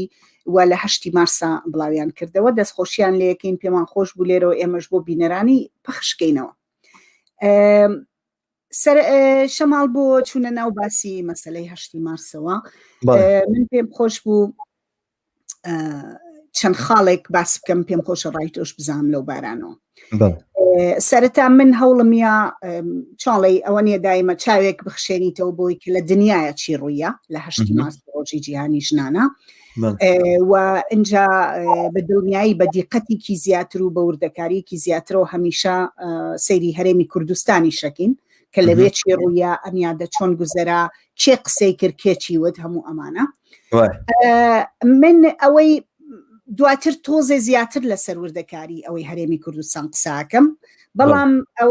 ئەم تێبینیە گشتیە بەم و ڕێی تۆ بزانم ئەوەی کە من بینیم لە جیهانە لە زۆربەی شوێنەکانە سەرباری ئەوەی کە هێشتا کۆڤیدی 19 ڕێگری زۆری کردووە بۆ نمونە لەوەی کە ژنان بێنە سەرجادە و خەباتی با بڵین ئەم ڕۆژەوە گرۆژی خەباتی ژنان بۆ لە دژی ستەم و چەوسانەیە کە لە سەریانە بێنە دەرێ بۆەوەی خواست و داواکاری و مەسەلاکانی کە لە هەر جێگەیەکن گرنگترینە بۆیان خواستەکانیان هینکەن لەگەڵ ئەوەیشە ئەبینین کە لە وڵاتانی دنیا لەوانە لە زۆربەی زۆری وڵاتە ئەوروپیەکان لە تەنانەت لە وڵاتانی تری وەک پاکستان وەک هندستان وەک کابول و ئەفغانستان و کازاخستان ئەمانە من بینیم خۆپیشاندانی فراوانی سەرجادەی ژنان و لە هەندێک شوێن پیاوانی یەکسانی خوازیش بۆ مەسەلەی هەشتی مارس و بۆ عەرزکرد بۆ هێنانە دەری خەباتی ژنان و تەنانەت ئەمانەت بە تەنها ژنانی کرێکار یاخود ژنانی پیشەدار و ئەوانی لە دەرەوە کارەکە نەبوون بەڵکو لە هەنێ شوێن ئەو ژنانی هاتبوون نە دەرێ بە خۆیان ئەڵێن دایکان یاخود ئەڵێن ژنانی ماڵەوە یا ئەمە کاتێکی سەیرەکەی حەزەکەم ڕای تۆ لەمە بزانم زۆربەی زۆری دنیا وەکو ناوی ئەو وڵاتانە شمبرد ئەمە هەیە بەڵام لە هەرێمی کوردستان جارێکی تر ئەمەمان نەبینی لە عێراقیش من نەمبینی بەگشتی و ئەوەی هین کردم پێوتم کە ئەمە باسیۆنیە کە هیچ شتێ شت زۆر ڕوویاوە من تۆزە دواتر قسەکەم لەو بارانەوە بەڵام ئەوەی کە ڕووی نەیە باسەکەم ئێستا بەغەیری یەک نمایشی سەرجادەی بچکۆلەکە یەکێ لەو بابڵین کەمپەینانی کە لە کوردستان بڕێکەوتووە کردی لە جادەی سالم هیچ جۆرە هاتنە دەرەوەیەکمان نەبینی لە نێو قاعەکان لە نێو شوێنە جیاجیەکان کاری هوەری و شتیوا زۆر بوو دواتر باسێکین بەڵام خۆپیشاندانی جەماوەری ژنانمان نەبینی لە کوردستان زین چۆن ئێستا گەر باسەکە لەوانەیە یعنی تەبریرێکی ئاوا هەبێکە ڕۆژگاری کۆرۆنایە و تەجەموعات ناکرێ و خۆپیشاندان ناکرێ و خەڵک ناژێتە سەرجادە و مانوع وەشکا و مەسەلەن بیانوو هەیە بەڕاستی بهێنیتەوە بۆی کەینە بەڵام حەقەتەکەی ئەوەیە کە زۆر دەمێکە یادی هەشتی مارس لە کوردستان و لە عێراقیشە وانییە کە جەماوەری ژنان ڕاکێشێتە سەر شەقامەکان یاخۆ ئەسڵەن نەخشەیەک بۆ ئەوە وجودی نییە زۆرتر جوڵانەوەی ژنان لە کوردستان و لە عێراقا جوڵانەکە بۆ بە جوڵانێکی نوخبەوی بۆ بە جوڵانەوەی ینی کەمایەتێکی کەم لە هەڵسوڕاوان و لە خەڵکانێکە ینی خۆیان بڵێن بەشێک لە هینن لەو نوخبەیەن کە زۆرتر ژنانی خوێنەوارن مۆقعێتێکی باشتریان هەیە لە چاو ژنانی زەحمەتکێش و کارگەر و ئەوانەیە کەمتر دەرگیری ئەو کێشانن کە ژنانی تر ژنانی ئاسایی لە گەڕەکە هەژار نشینەکان لە گەڕەکە کارگەر نشین و زەحمەتکێش نشینەکان لە ناو ئەو مەناتیقانی کە مەناتیقی بڵین دەرەوەی شارن دەرگیرین ئەو کێشانیان نییە ئەوانن زۆرتر بوون بە خاوەنی ئەم جوڵانەوەیەوە بەڕاستی جوڵانەوەی ژنان لە کوردستان و لە عێراقا زۆر کەوتوتە ژێر کاریگەری نیۆلیبرالیزمەوە و زۆر مەسائلی ژنان زۆر بۆ بە مەسلەی سێکسوالیتێت بە تەنها ینی زۆرتر کێشەی ژن کە وەختێک دێتە سەرباس و ئەوانە زۆرتر مەسلەی سێکسوالیتێت مەسلەی ئەوەیە کە ئایا ژن ئازادە چی پێخۆشە لە بەریکازن ژن ئازادە چی پێخۆشە چۆن پێخۆشە ڕەوابێتی سێکسی خۆی تەنزیم کە پێی ئازادە توانێت خۆشەویستی بکە ئەمانەکە دیار ئەمانە مەسایلێکن من بەکەمی نازانم بەکەمی ناگرم و پێشتری ئاماژەمان پێدا کە چۆن ئەم مۆزوعەیەکێکە لەو مەسایلانێک ئێمە توانین بڵین جێدەستمان پێوە دیار بۆیە جێدەستی کۆمونیستەکان و شۆڕژێرەکانی پێوە دیار بوو مەسلەیەکە شانازی پێوەکەین بەڵام ئیتر خولاسەکردنەوە و قەتیسکردنی ژن لەم فۆرمە بەرتەسکەیە بە بڕای من زۆر زەربەیەکی گەورەی داوە لەوەی کە ئەم جوڵانەوەی ژنانە بەو بە ئەبعادە فراوانەیە کە هەیەی دەرکەوێ من تۆ دیارە با لێرە و بە بینەران ئاشکراکەی من تۆ بڕیارمان وایە لەسەر کتێبی فیمینیزم بۆ 99 لە سەتی کۆمەلگاکە پلتفۆرمێکە یاخود بڵین مانیفێستێکە ئەم جوڵانەوەی ژنانە لە دنیاە دەریان کردووە من تۆ قەرار وایە ڕۆژی یەکەمە چەند ڕۆژی تر ئەو کتێبە بێکەوە بخوێنینەوە و باری سەرنجی خۆمانی لەسەر بڵێن بۆیە من قسەی زۆرتر هەڵەگرە بۆ ئەو کاتە بەڵام ئەمەیە دەلیلەکەی کە ئێمە لە کوردستان ینی بەڕاستی جوڵانەوەی ژنان لە کوردستان و لە عێراقا زۆر نیۆلیبرالیز زەدە بووە با بڵێن یا زۆر کەوتۆتە ژێر کاریگەری نیۆلیبرالیزمەوە کە ئیتر ئەو مانایی خۆی لە دەست داوە 8 مارس ئەو مانایی نەماوە بۆ مانای ئەو پیرۆزبایی لە یەکترکردن و گوڵ بۆ یەکتر بردن و ینی ڕۆژی ژنان ڕۆژی خەباتی ژنانە ڕۆژی جیهانیە بۆ خەبات لە دژی واقعێتێکی نالەبارکە لە کۆمەلگایە ڕۆژی ژن نییە بۆی کە گوڵێکی بۆ بریت و پیرۆزبایی لێ بکەیت و ئەمانە بەدێ بە تایبەتی ئەمە لە کوردستانی ئەو جلی کوردی و شتەشەوە بەش هەر بۆ خۆی مشکلەکە شتێکە من سەرەتا ئەوە بڵێم لێوە دەست پێکەم کە ئەم تێبینی کە تۆ باست کرد تا ڕادەیەکی زۆر دروستە کە مەسەلە تەنها با بڵێن نیۆلیبرالیزم چیەکە نیۆلیبرالیزم هات لە ڕێگەی ڕێکخراوەکانی ئەمەی پێ لە ڕێکخراوەکانی کۆمەڵی مەدەنی NGO-کان ڕێکخراوە ناحکومیەکان ئەمە حتا کۆنسپتێکی زۆر جیهانیە کە لە زۆر وڵاتی دنیا و بە تایبەت لە وڵاتانی ئەوەی کە پێڵێن وڵاتانی خوارو گلۆبال ساوت با بڵێن خوارو یاخود ئەوانەی کە گەشەیان نەکردووە هەوڵێکی زۆری نیۆلیبرالیزم بۆ ئەوە بوو کە ڕێکخراوەکانی ژنان بە NGO بکە ڕێکخراوەکانی ژنان وا بکە بە کۆمەڵی مەدەنی بکە کە ئەگەر ڕێکخراوێک سیاسی بێ جەماوەری بێ بنەمایی بێ ڕوچەی بێ لە نێو پیشەی بێ لە نێو ژنانە ئەمانە بەرەو بە NGO بوون و بەرەو ئەوەی کە پێڵێن کردنی بە ڕێکخراوی کۆمەڵی مەدەنی وای لێ بکەوە ئەمە کاریگەری زۆر زۆری لە ئەگەر بڵێم لە سەرەتای تەنانەت نەوەتەکانی شەوە بەڵام لە 2003 بەدواوە زۆر کاریگەری لەم بارەیەوە داناوە ئەمە یەکێکە لە هۆکارەکان کە من بۆیە وتم تا ڕادەیەکی زۆر ئەمە دروستە و مەسەلەی ئەم حرەکاتی کە ئەیبینین من ئەوە بڵێم چالاکیەکی زۆر کرا لە هەرێمی کوردستان بەڵام چالاکیەکان هیچی تعبیر نییە لە خەباتێکی جەماوەری و سیاسی ژنان بۆ خەباتکردن بەرامبەر بەستەم و چەوسانەوەی خۆیان زیاتر چالاکی هوشیاریە چالاکی وەرکشۆپیە چالاکی هوەریە چالاکی جۆراوجۆر زیاتر توانی بڵێ لە بواری گۆڕینی کەلتورایە لە بواری هەوڵدان بۆ پیشاندانی کەلتورێکی باشتر لەو کەلتورێک تونند و تیژی بەرامبەر بە ژنانەکە کەلتورێک کە ئەوەستێتەوە کە ژن خاوەنی جەستەی خۆیەتی کە خاوەنی کاری خۆیەتی کە نابێت تونند و تیژی بەرامبەر بکرێ زیاتر ئەم حرەکاتانەیە کە وەک تۆ ئەڵێ بەڕاستی تۆ ئێمە ناتوانین لە دژی ئەوانە ناوەستیتەوە ئەڵێ ئەمە هەبێ باشە بەڵام ئەوەی کە تۆ ئەمە هەیە بە زۆری و بە فراوانی بەڵام ئەوەی کە نییە بەڕاستی نوێنەرایەتیەکی جەماوەری و سیاسی و فراوانی ئەم خەباتەی ژنان و کۆبوونەوەی ژنان تر ژنانی ماڵەوە بێ ژنانێ بێکە لە دەرەوە کارەکەن ژنانێ بێکە لە شوێنی پیشەوکاران ئەمانەمان نییە لە هەرێمی کوردستان ئەمە زۆر بەرجەستەیە زۆر وازحە کاتێک کە ئینسانە بینێ لە تەواوی تەنانەت لە کابول ژنان بە بورکەوە بۆی بزەکە لە کابول ژنان بە بورکەوە هاتوونەتە دەرێ خۆ پیشاندانیان کردووە بۆ بورکیان سەر زۆریان لە زۆر شوێنی تر یعنی سلەی ئەوەی کە جلوبەرگێکی سەپێنرا و بەستەریانە نەبۆتە ڕێگە سەرکوب نەبۆتە ڕێگە لە بەرامبەریانە حتا قەیدوبەندی کۆمەڵایەتی نەبۆتە ڕێگە لە بەرامبەریانە بەڵام ئێمە لە هەرێمی کوردستان وەکتۆتت بەڕاستی حرەکەکە با بڵێن ئەو بزوتنەوەیەمان لە ئێستاە نەک زەعیف و لاوازە بەڵکو تا ڕادەی نەبوون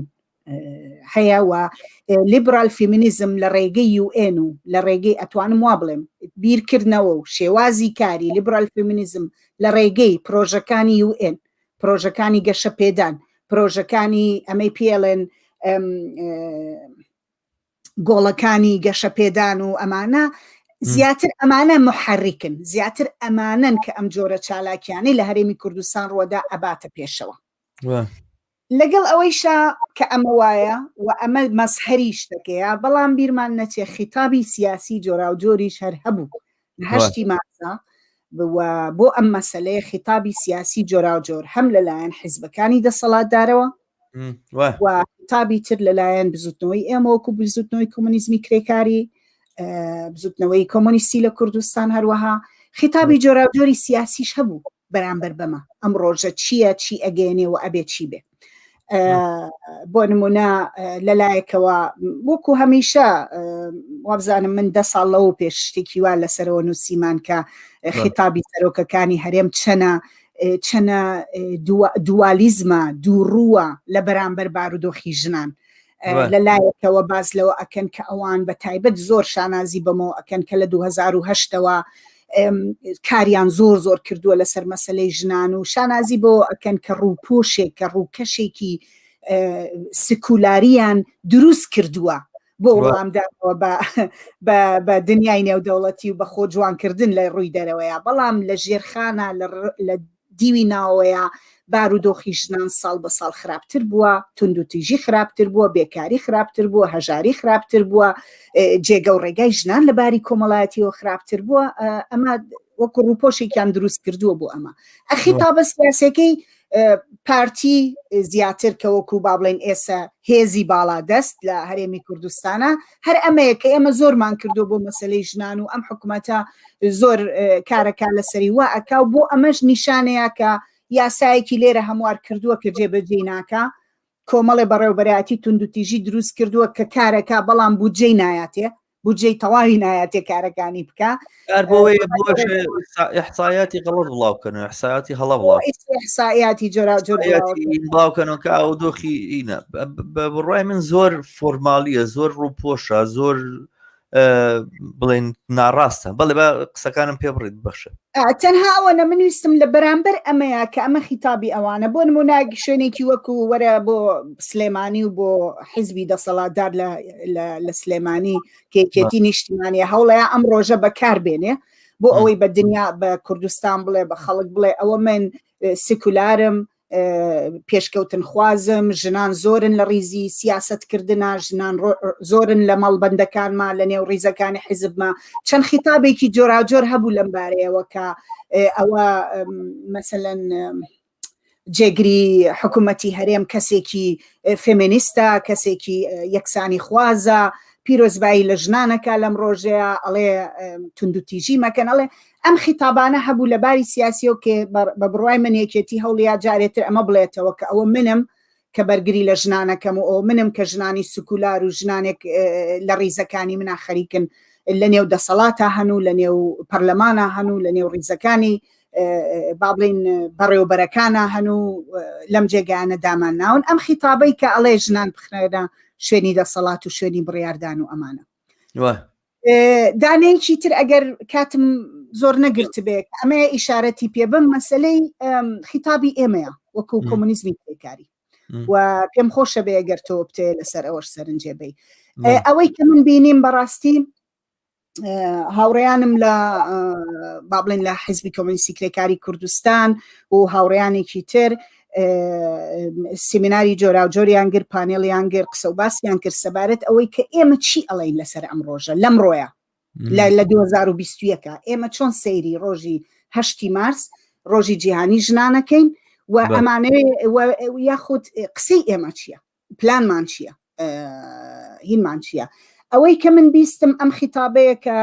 حیزبی کۆمونیستی کرێکاری بەردەوام با بڵێن بەکارێهێنێ کە ئەم دەسەڵاتە کەڵکی ئەوەی نەماوە هیچ جۆرە چاکسازیە بکە ژنانی بە شێوەیەکی زۆر خراپ لە چەسانەوە و ستەمێکی لە ڕادە بەدەراوەکو نیوەی کۆمەلگا و سەختترە لە هەموو جۆرەکانی تر لە چەسانەوە هێشتۆتەوە کە ئەمە زۆر دروستە و ئەوەی کە ئەم دەسەڵاتە هی ئەوە نییە بڕۆی داوای چاکسازی و ڕیفۆرم و ئەمانی لێ بکەی لە پەیوەند بە مەسەلەی ژنانیشەوە هەرەوەیە و خیتابی گشتی حیزب کە ماوەیە کە ئەوەیە کە ئەم دەسەڵاتە ئەبێ بڕوخی ئەبێ بڕوات هەتاوەکو بتوانین شتێکی باشتر لە جێگەی هەبێ شتێک کە بتوانێ وەڵام باتەوە یاخود زەمینەکانی یەکسانی بۆ ژنان و پیاوان لایەنی کەم لە بواری مەسەلەی ژنانە بڕەخسێنێ کە ئەمانە بەگشتی بە بڕوای من وەکوتم من چوومە چەند سیمینارێکی هاوڕێیانمەوە لەوێ و باس و خیتابەکان ئەمە بوو کە بەگشتی وەکو خیتابێکی گشتی تۆ وەکو هینەکە وایە وەکو ئەوی کە تۆ ناتوانی بڵێ ئەمە غەڵەتە یا خراپە بەڵام ئەوەی کە بەلای منەوە جێگەی تێبینی بوو دووشت بوو دوو مەسەلە بوو مەسەلە یەکەمیان ئەوەی ئەم خیتابەکە ئەڵێ مەسەلەی ژنان مەسەلەی چینی کرێکارە و خەبات بۆ یەکسانی ژن و پیا و لە خەباتی چینی کرێکارایە و ئەبێ هەر خەباتێ پەیوەست بێ بەم خەباتەوە و ڕزگاربوونی ژنان تەنها لە سۆشیالیزمایە ئەمە وەکوتم بەگشتی قسەیەکە ئەکرێتۆ بیکەیت و دائیمە بیڵێ بەڵام بەمانە ئەمەلیەکەی ناکاتە ئەوەی کە تۆ هیچ شتێ نەکەی لەسەرم مەسەلێ لە ئێستاە و ئەبێ ژنان هیچ نەکەن بەس بڕۆن بەشێک بن لە خەباتی چینی کرێکار و بڕۆن لەم با بڵێن خەباتێک نەبێت تایبەت بێ بە لابردنی ستەم و چەوسانەوە لەسەر ژنان من وا تێگەیشتم کە ئەم خیتابە ئەوەنە خیتابێکی گشتی بوو لەمانە ئەمەلیەکەیە هیچ شتێکی نەگەیان کە بڵێ چی بکرێت و بە پێچەوانەوە من وا تێگەیشتم کە خیتابەکەی ئەوەیە کە هیچ نەکرێ کە ئەوەی کە ئێمە خەباتەکەین خەباتی چینایەتیەکەین ئەم خەباتمان بۆ مەسلەی ڕزگاری ژنان بەشێکە لەم خەباتە چینایەتیە کە من بەڕاستی تێبینیم لەسەرەوە ئەوەیە کە ناکرێتەوە بۆ نمونە لە شوێنێکی وەک هەرێمی کوردستانە کە زۆرینەی خەڵک زۆرینەی ژنان ئەسڵەن هوشیار نین بە خەباتی چینایەتی ئەسڵەن ناتوانن ئەوان ئەمەندە ڕێگری و کێشەی کۆمەڵایەتیان لە بەردەمایە ئەمەندە پیاو سالاری دەستی ناوەتە بینیان لە ژیانیانە ژنێکی کرێکار لەوانەیە بەس ئەوە نەبتوانێ بێتە دەرێ لە ماڵ بڕوا بۆ سەرکار ناتوانێ بێت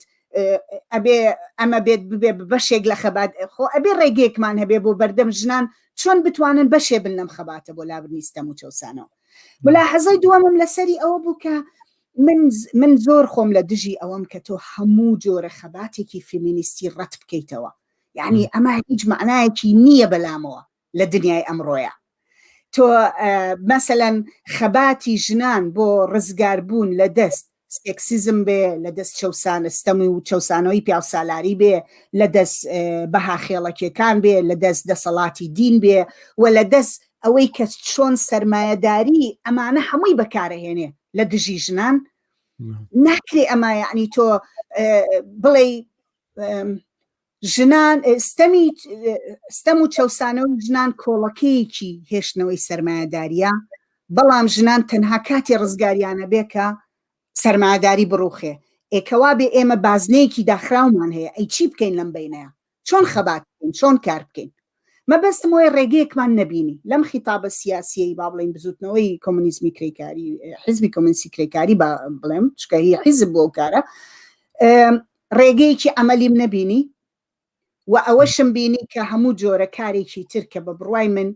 ئەکرێ بەشێک بێ لە خەباتی ژنان جا ئەگەر لەوانەیە حتمەن ئومێدی نییە یا ناتوانێت بیر لە ڕوخانی سەرمایەداری بکاتەوە بەڵام خەریکە لە شوێنێکە کارێکە شتێک بەدەسێنێ بۆ ڕێگە پیشاندانی ژنان و دروستکردنی فرسەت بۆ ئەوی بێنە دەرەوە و بەشدار بن لەو خەباتەیە زۆری برد قسەکانم بەڵام ویستم ئەو چەند ملاحەزەیە بڵێم کە دەستە خۆش بێ گۆنا من ڕاستی تعلیقێکی ئەو تۆم نییە لەسەر و بابەتە من دیارە سەبارەت بە خیتابی دەسەڵاتەوەوانەوە خیتابیشی دیماغۆجی و خیتابێکە کە هیچ پەیوەندی بە واقعەوە نییە و بۆیە من زۆرتر لەسەر پراکتیک و لەسەر کردەوەکانی دەسەڵات پێم وایە بێ تەرکیز بکەین تاوێکە خیتابی چییە خیتابەکانی زۆری نییە سەبارەت بە خیتابی چەپیش من هەر کۆمونیزمی کارگەری ناکە تۆ زیارە زۆر بەهۆی ئەوە کە بەشێکی ژیانت لەگەڵ ئەو جوڵانەوەیە بووە حەقی خۆتەکە باەخێکی زۆری پێ بدەیتوانە بەڵام نەک هەر ئەو خیتابی چەپ بەگشتی بە خیتابێکی لاواز و بێتوانە ئازانم لە عکسکردنەوەی واقعەتی ژنانەوە ئەو هەموو ئیمکانات و فرسەتانی کە لە بەردەستمانەیە کە لە بەردەسی بڵین چەپایە یاخود لە بەردەسی سۆشیالیزمە لە بەردەسی ئەو تێڕوانین و دنیا بینیایە هۆی کەوا جەماوەری ژنان ڕزگار بکە. من ئێستا باسەکەم لەسەرەوە نییە بڵێم جوڵانەوەی ڕزگاری خوازانی ژنان بەکاربێنین بۆی کەوا چەپ بەهێز بێتەوەوانە باکسەوە من پێم وایە چەپ ئەبێ بەکاربێنین بۆی کەوا ژنان ڕزگار بن. من پێم وابێت لەم فرسەتانە ینی ئەو جۆرە مامەڵەیە نەکرد تەنها خیتاب ئەو جۆرە مامەڵەی و جۆرە پراکتیکە لەلایەن کولی چەپەوە زۆر بڵین مەحدودە، زۆر بەرتەسکەوە نەیتوانیوە ئەم ڕۆڵە بجێڕە بیبینێ. بەرحال من وا بە نەزەر مەگاکە پێویستەکە لە شوێنێکی کەەوە دەست پێ بکەین و بەڕاستی بە ئینتیقادیش لەو مەواقیفانە و لەو جۆرە بەرخوردانە و بۆ جۆرە خیتابانە بە هیچ ناگەین، چونکە ئەسەن ئەوەی ڕەخنە لە خیتابی جوڵانەوەی بگری کە کاریگەری هەیە. جوڵانەوەی کە کاریگەری نییە تاتی کولی بەگشتی هەموو جوڵانەوەی چەپی کوردستان کاریگەریشی زۆر کەمی هەیە لەسەر بارودۆخەکە و بە هەموو جوڵانەوە ئەسلەکانی کۆمەلگای دۆڕانووە حقەتەکەی ئەوەیە، ئەمە حقیقەتێکە بێ ئاعترافی پێ بکەین لەبەرەوە ڕەخنەی لێ بگری لێ نەگری بە هیچ ناچێ. بە تایبەتی بازێ گروپی داخرا و سێکت هەن کە لە دنیای خۆیان ناژین و ببن بەڕاستی کاریگەریەک لەسەر هیچ شتێک دروست ناکە و نەڕێگریان لە بەردەمی دەسەڵاتە دروست کردو، نەڕێگریان لە بەردەم کەسێکا دروست کردووە کە بیە بەرەنگاری دەسەڵات بێتەوە. لەبەرەوە باسکردن و باز نەکردنیان بە نظرم زۆرتر وەخت بە هەدەردانە تا ئەوەی کە بمانگەێنە بە شمال لێرە با من یەکشت بڵێم ئەزای چۆنا لەوانەیە ئەمە جیاوازیەک بێ لە بینی من و تۆیە. من پێم وایە هێشتا پتێو نەتێ لەم کۆمەلگایە کە من بیرەکەمەوە مەسە من بیرەکەمەوە لە پەیوەند بە ژنانەوە کێ قساکە کێ چی ئەڵێ کێ ئێوێ کارێ بکە کێ ئێوێ چ هینێک یعنی چه هێزێکی سیا بە دڵنیایی هێزی سیاسی هەیە ڕێکخراوی جەماوەریمان کە نییە ڕێکخراوی کۆمەڵی مەدەنی هەیە و ئەم سێ ئیتیجاهە هەیە دەسەڵات هەیە ڕێکخراوەکانی کۆمەڵی مەدەنی کە UN و نیولیبرالیزم بەڕێوان ئەبا و ئەوە هەیە هێزەکانی تر کە معارزن کە ئەیانەوێ بڵێن کە بەرەو ڕووی ئەم دەسەڵاتە ئەوەستینەوە بەرەنگاریە گەکەین. ئەم دەنگانە هەیە لە کوردستانە بۆیە من ڕەم وایە کە ئێمە ئەبێت سەیری هەمووی بکەین، سەیری ئەو بکەین و چەپەکان و کۆمۆنیستەکان و بە حزبی کۆمۆنیستی کرێکاری شەو بیرن نەچێ بەشێکین ئێمە لەو کۆمەلگایە لەوانەیە کاریگەری نییە نازام ئەوە نیە بەڵام بەشێکە لەو کۆمەلگایە کە قسەی هەیە بەرامبەر بە مەسەلەی ڕۆژی جیهانی ژنان و مەسەلەی ستەم و چەوسانەوەی ژنان و من مەبەستم بوو کە ئەم قسانە هینە بکەین با من شتێک بڵێم لێرە من دیارە بە کولی ینی ئەو ملاحەزاتانی کە توێڵی من ناڵێم نادروست و ناڕاستن ملاحەزاتەکان خودی ملاحەزاتەکان، بەڵام من بە کولی سوال و پرسیار لە لای من زۆرتر ئەوە نییە کە فڵان چی وت و فیسار چی وت کام هێز چی وت و کام هێز چی نەوت. پرسیار بەلای منەوە یەکەم ئەوەیە کە پراکتیکەکان چین و دووەم پرسیار بە بڕوای من ئەوە نییە کە چەپ چیەکە، ینی چەپ چی کرد و چی نەکرد و چۆنی کرد و چۆن هەڵسا و چۆن دانیشتوانە. زۆرتر پرسیاری ئەسلی بەلای منەوە ئەوەیە کە جەماوەرە بێت چی بکە. لەبەرەوەی بە بڕوای من چەپ سەرنجام لە جێگایە کە ئەتوانێت ئاکتەر بێت، لە جێگایە کە ئەتوانێت فاکتەرێکی کاریگەر بێت لە گۆڕینی باڵانسی هێز، لە گۆڕینی تەرازوی هێز، لە گۆڕینی کۆمەلگا کە جەماوەرێکە بەرژەوەندی لە ئاڵوگۆڕەکانە هەیە هات بێتە مەیدان. هەر بۆیە لە ڕووی لە ڕوانگە و لە میتۆدی منەوە کە بەکاری دێنم زۆرتر چاوم لەوەیە کە ئەو جەماوەرە بێت چی بکە و ئەو ئیمکاناتی کە لە بەردەستیەتی چییە و ئەمە دیارە ئەنواع و ئەشکال پرسیاری فەرعی دروستەکە کە هەر پرسیارێک لەو پرسیارانە ئەتخاتە سەرەوەی کە بڕۆی دیراسی مەیدانی بکەی، وەزعی ژنان ببینی، وەزعی کۆمەلگا بناسی، ئەو دۆخە بناسی، ئەو فرسەتانە بناسی کە هەیە و ئەو معنای ئەو قەمع بناسی کە وجودی هەیە، معنای ئەو ژێردەستەیە بناسی کە وجودی هەیە، تەفکیکی کەی لە یەکتر، تەحلیلی کەی لێکی بدەیتەوە و بە نەتیجە بە شتێک بگەی، بە ئەنجامێک بگەی کە بتوانێت کاریگەری دابنێ. ئەگەر نا باسەکە زین چۆن ئەمە خۆم لەو میتۆدە دوور خەمەوە بەڕاستی کە ڕەخنە لە منهەجێتی ئێمە ڕەخنە بێ لە خیتابێکی دیاریکرا. نازانم بۆ ڕەخنە لە خیتاب بگرین، بۆ ڕەخنە لە ئەفکار بگرین، بۆ ڕەخنە لە واقع نەگرین، بۆ ڕەخنە لە کۆمەلگا نەگرین. ئەوەیە ئەوە ئەتوانێ ڕێگا بکاتەوە بۆ ئێمە بەرەو هەنگامنانی باشتر. من وازانم کە ڕاستەکەی گۆشەمان هەیە لە مەسەلەیەوە من خۆم مەزانم من پێم وایە یەکشەممە فرسەتمانە بێ قسە زۆر زیاتر بکەین کاتێکەکەین پێم خۆشە ئیتر بچینە سەر بەشی کۆتایی بەرنامەکە کە چاوپێککەوتنەکەی تۆیە لەگەڵ وەستا مەهدی خۆشەویست سەبارەت بەو مانگرتنە یاخود ناڕەزایەتی کرێکارانی ژینگە و ئەو باشە بەڵام کۆمنتی زۆر هاتووە ئەو واڕیانە خۆمان بۆمان نووسون کە ئەگەر کۆمنتان چونکە ساعتێکمان تێپەڕانەوە بۆیە من بەهەرحاڵ هەر شوێنێک بێ کە بینینێکی کورتەکان ببینین و هەوڵ دێن وەڵامیان بدەینەوە ناکرێت خۆمان داوامان کردو کە کۆمنتمان بۆ بنووسن دوای وەڵامیان نەدەینەوە ناکرێت جاریشکە بردم لە بینەرانێکە من بازێک کۆمنت دووبارە بوونەتەوە هاوڕانێک بەڵام من ئەم پرسیارەم بینیوە لە هاوڕێک بە ناوی بۆتان کوردی جایتر ئەبێ عینەکەشمان لە چاوکین بۆی بخوێنینەوە ئەڵەی کێشەکان لێرەیە لە نێوان ڕاپەڕین و دەستکەوتەکان یا دەستکەوتەکان بۆ گەلی کوردی ڕاپەڕین تا چەندێک بەدەست هاتووە کە بەشێک پێمان وایە لە قسەکانمانە ئەمەژەمان پێەیە لە سەری پێم خۆشە لە ڕاستیە من هەرەوە ناڵم کە بۆ دەسەڵات و بۆ ئەوەی کە ئەڵێ با دەستکەوتەکان بپارێزین بۆ ئەوان جگە لە دەسەڵاتی سیاسی بەرفراوان و ڕەها لە هەرێمی کوردستان بەرفراوان بوونەوەی با بڵین کەڵەکەکردنی سەرمایە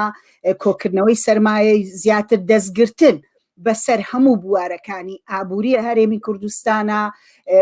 بەهێزکردنی خۆیان لە باری چەکداری و ئەسکەری و ئەوانەوە کە خەڵک نەتوانێت بە ئاسانی بەرەو ڕۆیان بێتەوە بە دڵنیایی ئەوانیانێ ئەو دەستکەوتانە پارێزن بەڵام بۆ خەڵکی من پێم وایە کاتێک کە تۆ بیر لە 30 ساڵەکەیتەوە خەڵک ئەسەن ماندوو ئەبێت کە بیر لە سەرخەتەکانی ئەو 30 ساڵە ئەکاتەوە ئەگەر لابردنی دەسەڵاتی حکوومەتی بەعسی لێلا بێت لەگەڵ ئەو دڵخۆشەی کە بەوە هاتوو کە ئەوە شتێکی گەورە بوو باسمان کرێمە کە ئەوە گەورە بوو ئەو گۆڕانکاریە سیاسیە لە هەرێمی کوردستانە بەڵام ئەوەی لێلابێت چی دێتە پێشەوە هەر ئەم سیناریۆیەتە بەرچاوت شەڕی ناوخۆ دێتە پێشەوە شەڕەپەڕۆی حیزبەکان دێتە پێشەوە سیوێکی ئاب دێتە پێشەوە 16 ئۆکتۆبر دێتە پێشەوە کوشتنی ڕۆژنامە نووسان بێموچەکردنی خەڵک چەنەها ساڵە خراپبوونی باری ئابووری خەڵک چەنەها ساڵە کوشتن و ڕەشە کوژی ژنان کە باسمان کرد بەڕاستی ئەم 30 ساڵە کە ئینسانێک خۆی کە دەستکەوتێکی لەوانانیە کە دەسەڵات هێناوێتی بیرەکاتەوە لەم 30 ساڵە زنجیرەیەک شریتێک بە مێشکیا ئەڕوا کە پڕە لە نەهامەتی پڕە لە خراپترەبوونی باری گوزەران و ژیانیان بۆیە من پێم وایە ئەمە وەڵامی کاک بۆتان کوردیەکە خەڵک ناحەقی نییە بە ناومێدیەوە سەیرێکە بەڵام وای لێ هاتووە وەکە هاوکارم شەماڵ باسی کرد تەنانەت بەرچاومان ڕەش بووە لە بەردەم دەستکەوتە ڕاستیەکانی کە لێمان کە دەستکەوت و کە ژیانی ئاڵوگۆڕ پێکردین لە چەند باری ترەوە ناتوانین ئەوانە ببینین چیتر سپاس دیارە من بە وەڵامەکانی تۆکتی فاکەم گوۆنا بەڵام لێرە هەر کاک بۆتان کوردی کۆمنتێکی تریشی نووسیوە کە من پێم وایە بیخوێنینەوە لە دوای ڕاپەڕین یەکەم بەرەنگاربوونەوە دژی شوراکان بوو تاکو ڕێگری بکرێت لە دەنگی خەڵک و ڕێگرتن لە داخوازەکان دقیقاً ئەم قسەیە زۆر دروستە دقیقاً وایە یادا من نامەوێت تەسخیمی دەوری شوراکان کەم ڕاستی قسەمان لەسەر شوراکان نەکەن پێم وایە بێ بەرنامەی تایبەتی لەسەر بکەین من بۆ خۆم بە نەزەری خۆم پێم وایە لەبەرەوەی تەجروبەیەکی مهم و گرنگە نەک بە حسابیەوەی کە تەسخیمیکەین و زلیکەینوانە بەڵام ینی یەکێکە لەو لاپەڕانی کە لە ڕاپەڕینەیە هەبوون یان ئەگەر ڕاپەڕین نەبووە شوراکانیش وجودیان نابوو ناکرێتەوە ئەمە لە بەرچاو نەگریەوەی کە تۆ باسی دەستکەوتە واقعەکانەکە ئەو بەڵام ئەو دەستکەوتانە بەڕاستی پارتیوێکی چاوەڕیان نەکرد کە پەلاماری بەعس و ئەوانە هەموو وەزعەکە بپێچێتەوە و پەلاماری کوردستان بدرێەوە و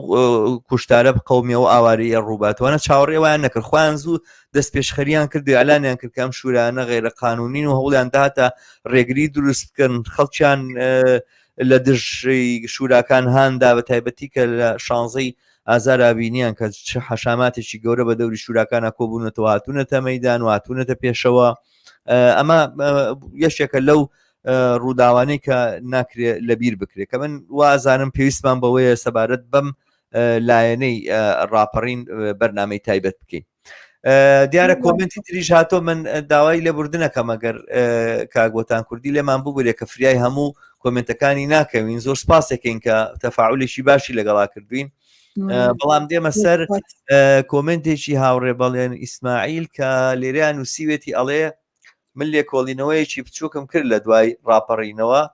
ئەوانەی دەستم گەیشت زانیاری لەسەر کوشتنی ژنان بۆم دەکەوت 33,000 ژن تیرۆر کراون. بەرحاڵ ژمارەکە گەر لەوەش کەمتر بێ زۆر زۆرە بەڵام دیارە باسی دەیان هەزارە کرێ. من وازانم کە ئەوەی کە ئەو ژمارەیە ئاوا گەورە باسەکرێ یعنی وەکو ژمارە ئەنفالەکان مەسەرەن خەڵک هاتوون ئەڵێن نا ژمارە ئەنفالەکانەوە نەبوو 182,000 کەس بەڵام ئەگەر 10,000 کەسیش بێ زۆرە ینی ئەم کوشتارە ئەم تیرۆرە لە ڕووی نەوعیەتەوە ئەمەندە دڕندانەوە ئەمەندە دوژمنکارانەیە بە ئینسان کە عادەتەکەی هەرچەندێک بێتەوەوانە زۆری هین نییە بەڵێ بەڵامەوە شەیەکی تریشی شەماڵ ئەوەیە کە دیاردەیە بەردەوامە هەمیشە بەردەوام ڕوئەیات و ڕوئەیاتەوە ساڵ بە ساڵ شتێک ناگۆڕێ لەوەی کە ئەم ساڵ شتێ باشتر بێ لە پار بە پێچەوانەوە بووە جا ئەمە بە بڕای من مەترسیەکە لەوە نیە بەردەوامە نەکراوە و نەبووە باس لە هی نەکرێ باز لەوا کرێڵە کوشتنی ناموسی لە هەموو شوێن آخر لە هەموو شوێنە محکەمەش هەیە آخر کە کوشتنی ناموسیە محکەمە هەیە معقول نییە دەیان هەزار ژن باشە 33,000 نا 10,000 نا 30,000 ژن کاخرەوە ناوەکانیان هەیە خۆ کتێب دەرکراوە لەسەری لە کتێبەکان ناوەکانیان نووسراوە 30,000 ژنیش کوژرا بێ لەو کاتەوە. یەک تاوانکار لە محکەمەیە دادگایی نەکراوە زیندانی کرابێ یەک تاوانکار یعنی بە ئاشکرا بازێک لە تیرۆرەکان کە کراون تیرۆری کەسانێکن کە هیچ پەیوەندی یە تا بەو معناش بە ناموسەوانەوە نیە هەتا ئەوانش محکەمە نەکراون و تا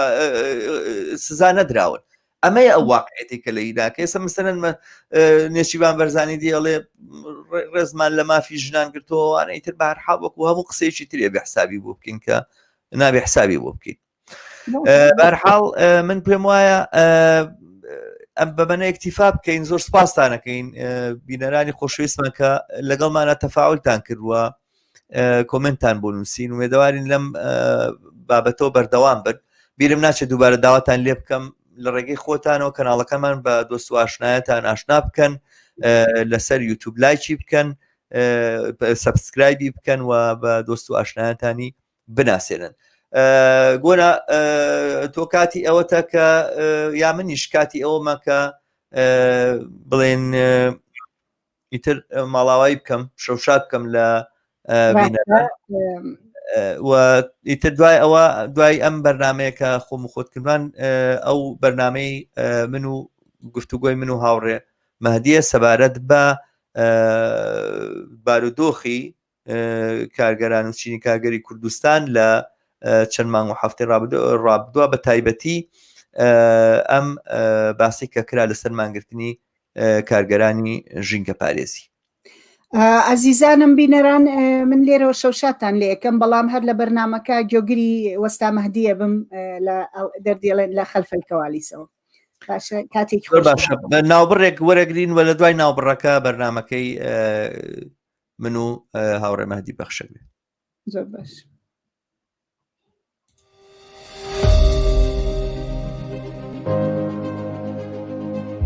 عزیزان و خۆشەویست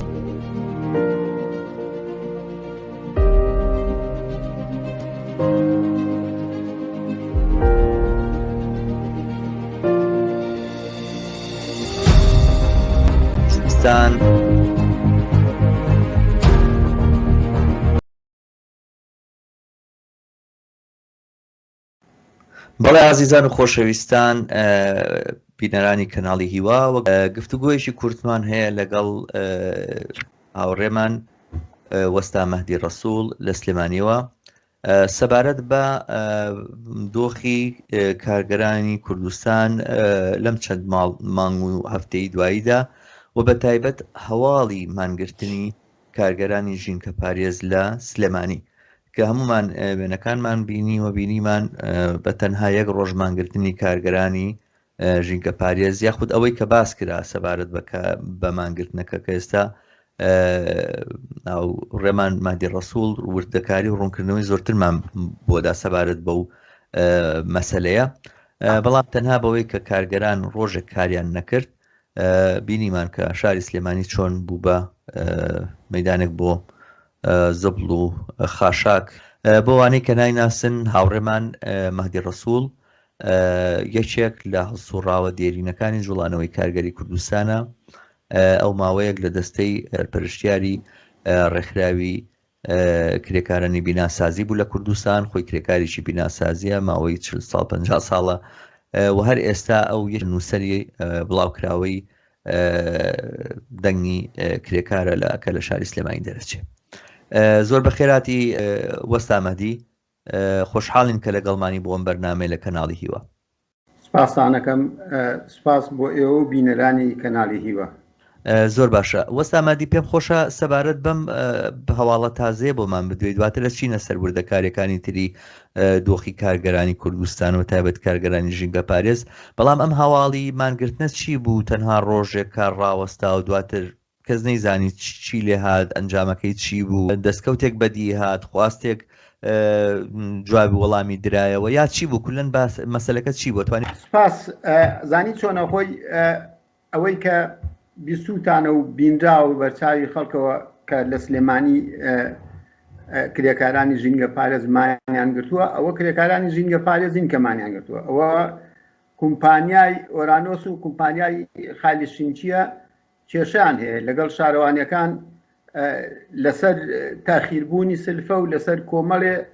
مەرج کە لە عەقدەکەی هەیە یانێ لەگەڵ کومپانیەکە بەسەر کومپانیەکە فەرزیکەن بەرحاڵ لەم جۆرە مانگرتنانە زۆر بووە لە چەند ساڵی پێشووشە هەبووە و مانگرتنی کرێکارانی یەشان بەو شێوەیە ڕێگە پێدراو نییە لە کوردستان ڕێن بە کرێکار نادەن مان بگرێت و ئەتراز بگرێت لە شوێنی کارەکەیە ئەگەر ئەو ڕێگەی هەبێ هەموو ڕۆژە کرێکارانمان دەگرێت ئەوەی کە کرێکارانی ژینگە پارێز ئەوەی ئەوان کێشە و مشکلاتیان هەیە لەسەر کەمی موچە لەسەر خەتەرناچی کارەکەیان لەسەر ئیشەکان تاقەت بڕووچێنە خزمەت گوزاریان کەمە ئەزانی بەشێک لەو کرێکارانە یعنی کرێکارانی ناوخۆ نین بەشێکن لەو کرێکارانی کە شوێنی ژیانیان شەڕی دیا بووە وەکو سەردەمی داعش لە ئەنبار و لە ڕوومادی و لە مووسڵ و لە دیالە و بەشێک کرێکاری تری نیپاڵی تایە نایجیری تایە تانزانی تایە ئەمانە بە کەمترین موچە و شوێن حەوانەوەشیان باشە بۆنەوە ئەڵێ کەمترین موچە وەستامەدی من پێم خۆشە بزانم موچەکەیان چەنە ینی بۆ نمونە لانی کەمی کرێ لە کوردستانە چەنە چۆنە لە بواری ژینگە پارێزیە چۆنە و کرێ دیاریە کرێ بە چ قانونیە بە چی یاسایە بە چێ کۆنتراکتێک زانی چۆنە بازاڕی کار لە کوردستانە بەڕاستی فەوزەیە لانی کەمی کرێ بەڕاستی دیار نییە لانی کەمی کرێ ڕسمی ئەوەی حکومت داینابێ ئەوەی کە بە یاسا تەسبیت بوو بێ هەر ئەو کۆنەیە کە لە 50 ساڵ پێش ئێستا 270,000 لە یاسای کارات دەستنیشان کراوە بۆ بەڵام ئێستا لانی کەمی کرێ مەسەن بۆ نمونە ئەو کرێکارانی ژینگە پارێز لە 400ەوە تایەتی تا 300 و تا 270 یعنی کرێکاری ئەگەر بەتەمەن بێی ناوخۆ ئەمانەی بەتەمەن هیچ ئیشیان بۆ ناکرێت سەرچاوی ژیانیان نییە بە کەمترین وەرێگرین مەسەن 270 دنێ یعنی ناسێتە 300 موچەکەی ئیتر معاشەکان جۆرا و جۆرن هەیە لە دەرەوەی شارە لە قەزا ناحیەکان 350 ئاخر شتیان 400 هی ناوشاریش 400 و 450 ئەمانی کە سایق و چاودێرن بەعزێ ئیشی فەنیەکەن 450 و کرێکارەکانیش 400,000 شوێنی حەوانەوەی ئەمانەی ناوشار کەم پێچیان بۆیان کردووە من سەردانی ئەو کەمپەم کردو بەڕاستی یعنی جێگای حەوانەوە و ئیسراحەت نییە ناخۆشە کەمپیان بۆیان کردو لەلایەن چیەوە کە خودی کۆمپانیەکە بۆی کردونیات پارێزگای سلێمانی یا چێ ئەزانی چۆنە من نازانم کەمپەکە کە چێ کردوێتی بەڵام کەمپەکە لە نێزیکی معمەلی خیاتە هەبوو لە منطقەی سناعی یەک دەیانە بۆیان دروست کردوون کەمپێکە هەمووی کابینەیە نێزیک بە 700 کرێکاری تایە شوێن حەوانەوان تا بڵی ناخۆشە وەزعیان خراپە و بەڵام بێنەوە سەر ئەم مەسەلەی ئەم چێشمە کێشی بینی کۆمپانیاک و شارەوانیەکان ئەینەن وەک ئەوەی وایە کە حکوومەتی هەرێم لەگەڵ حکوومەتی مرکزیە هەیەی چێشمە کێشیانە لەسەر بودجە و لەسەر کورتێنانی بودجە و بۆ ئەمانیش هەر ئەینە شتە یعنی ئەوە شۆڕەوەتە لای خواریشەوە لەوەتی قەیران دەستی پێکردۆسەی دیکە ئەو قەیرانە بە جۆرێک لە جۆرەکان ئەم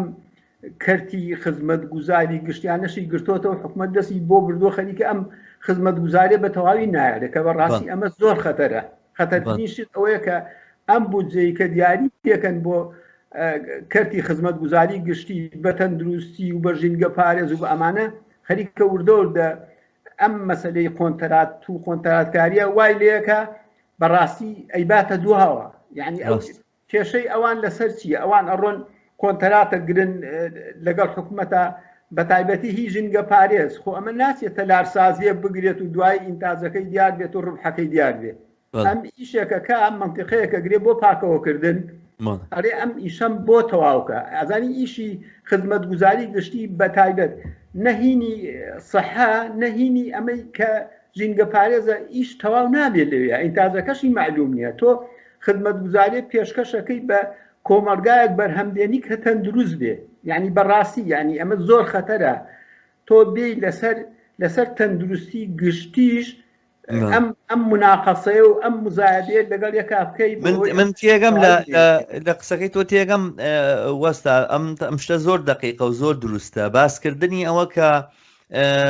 دەوڵەت و دام و دەستگا ڕسمیەکان و بەگشتی و دام و دەستگایانی کە نوێنەراتی بە حساب نوێنەراتی خەڵک و نوێنەراتی کۆمەلگاکەن کە لە واقع ئاوانی وەڵامەوەی کە ئەوترێ بۆ نمونە دام و دەستگای حکومی ئۆمانە باسی ژینگە پارێزی و باسی ئەوەی کە ئاگاداربوونی تەندروستی و دووبارە بەرهێنانەوەی کۆمەڵایەتیە بە جۆرێک ئەمە کۆمەلگاکەمان لەم ڕێگایانەوە بەرهەم دێنینەوە بۆی کەوا خاشاک و پیسی نەبێت لە ناو کۆمەلگاکەیە بۆی کەوا نەخۆشمان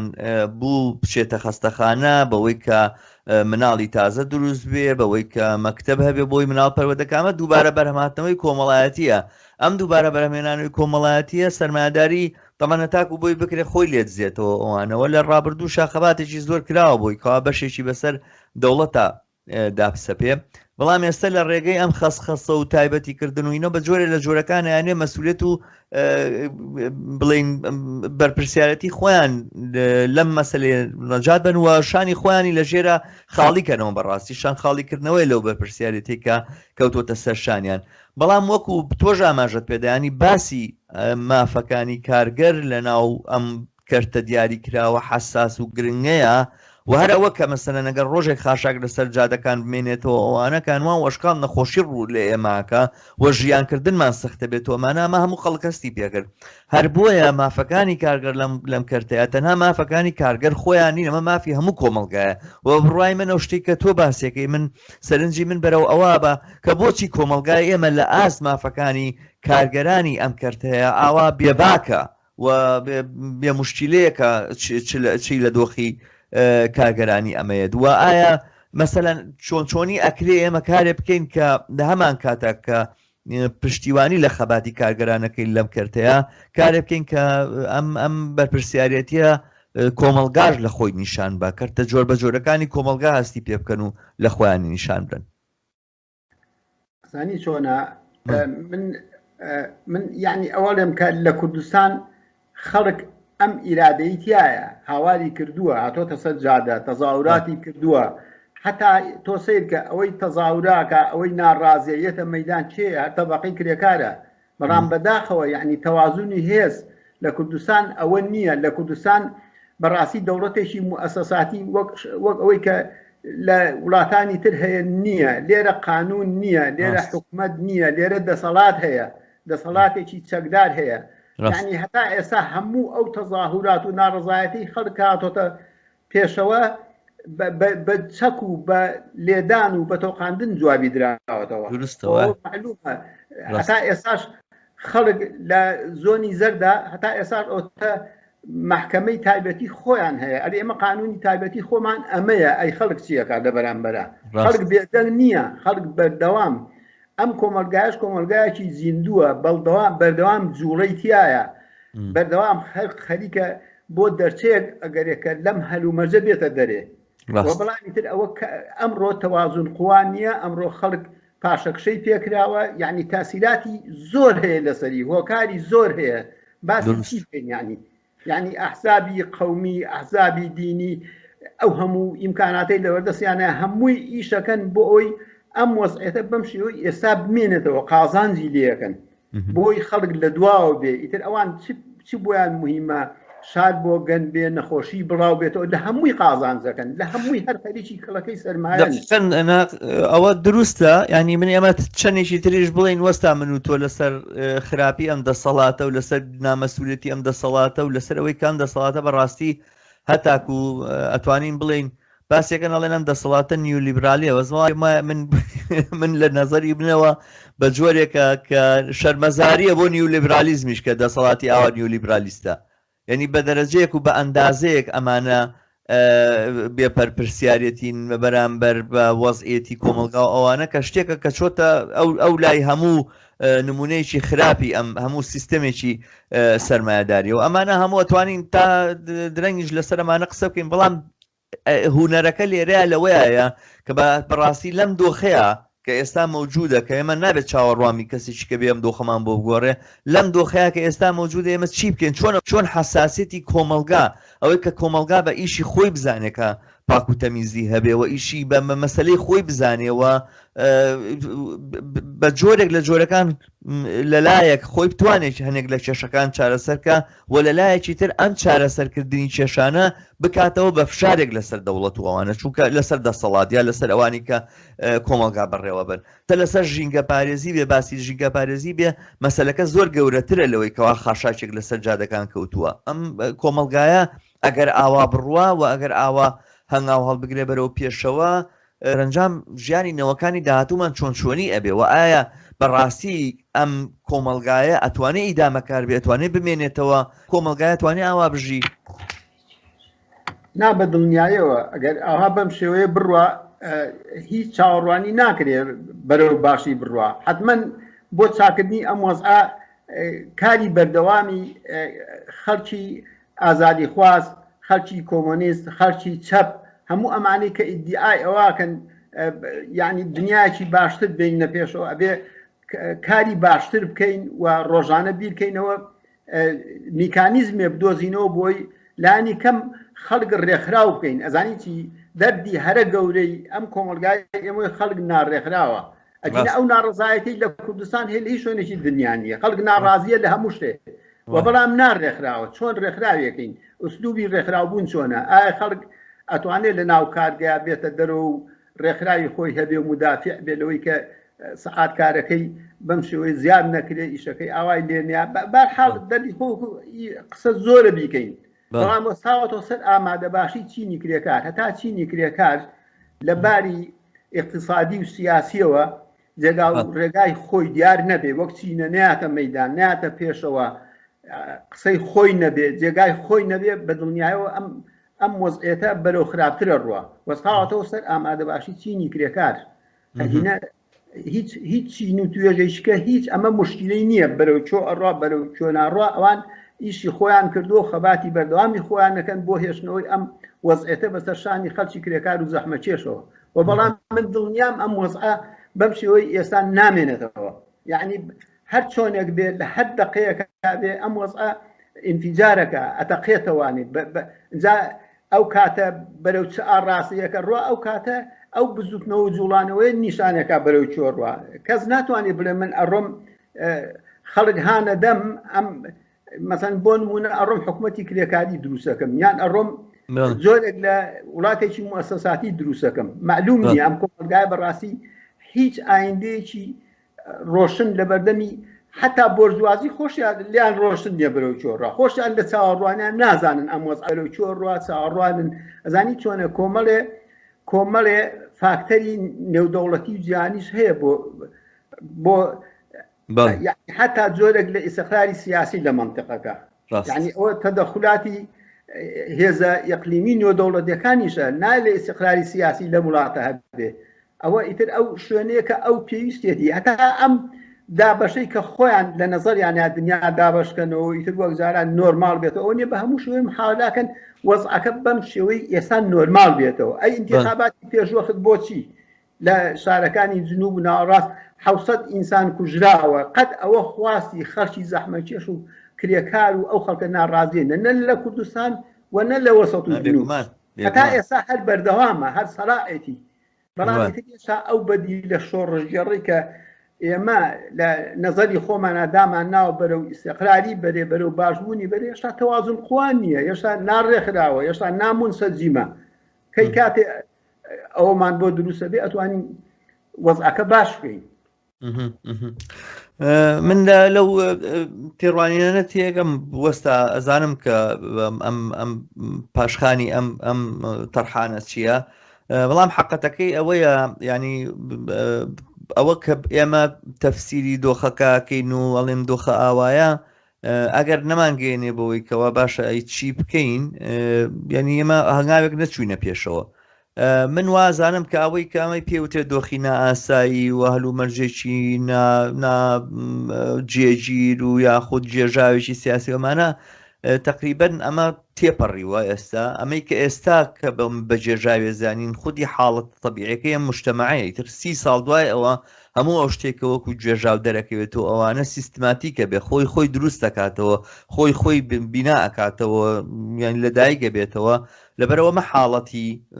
گوزەران حاڵەتی خەبات حاڵەتی مواجهاتەکانی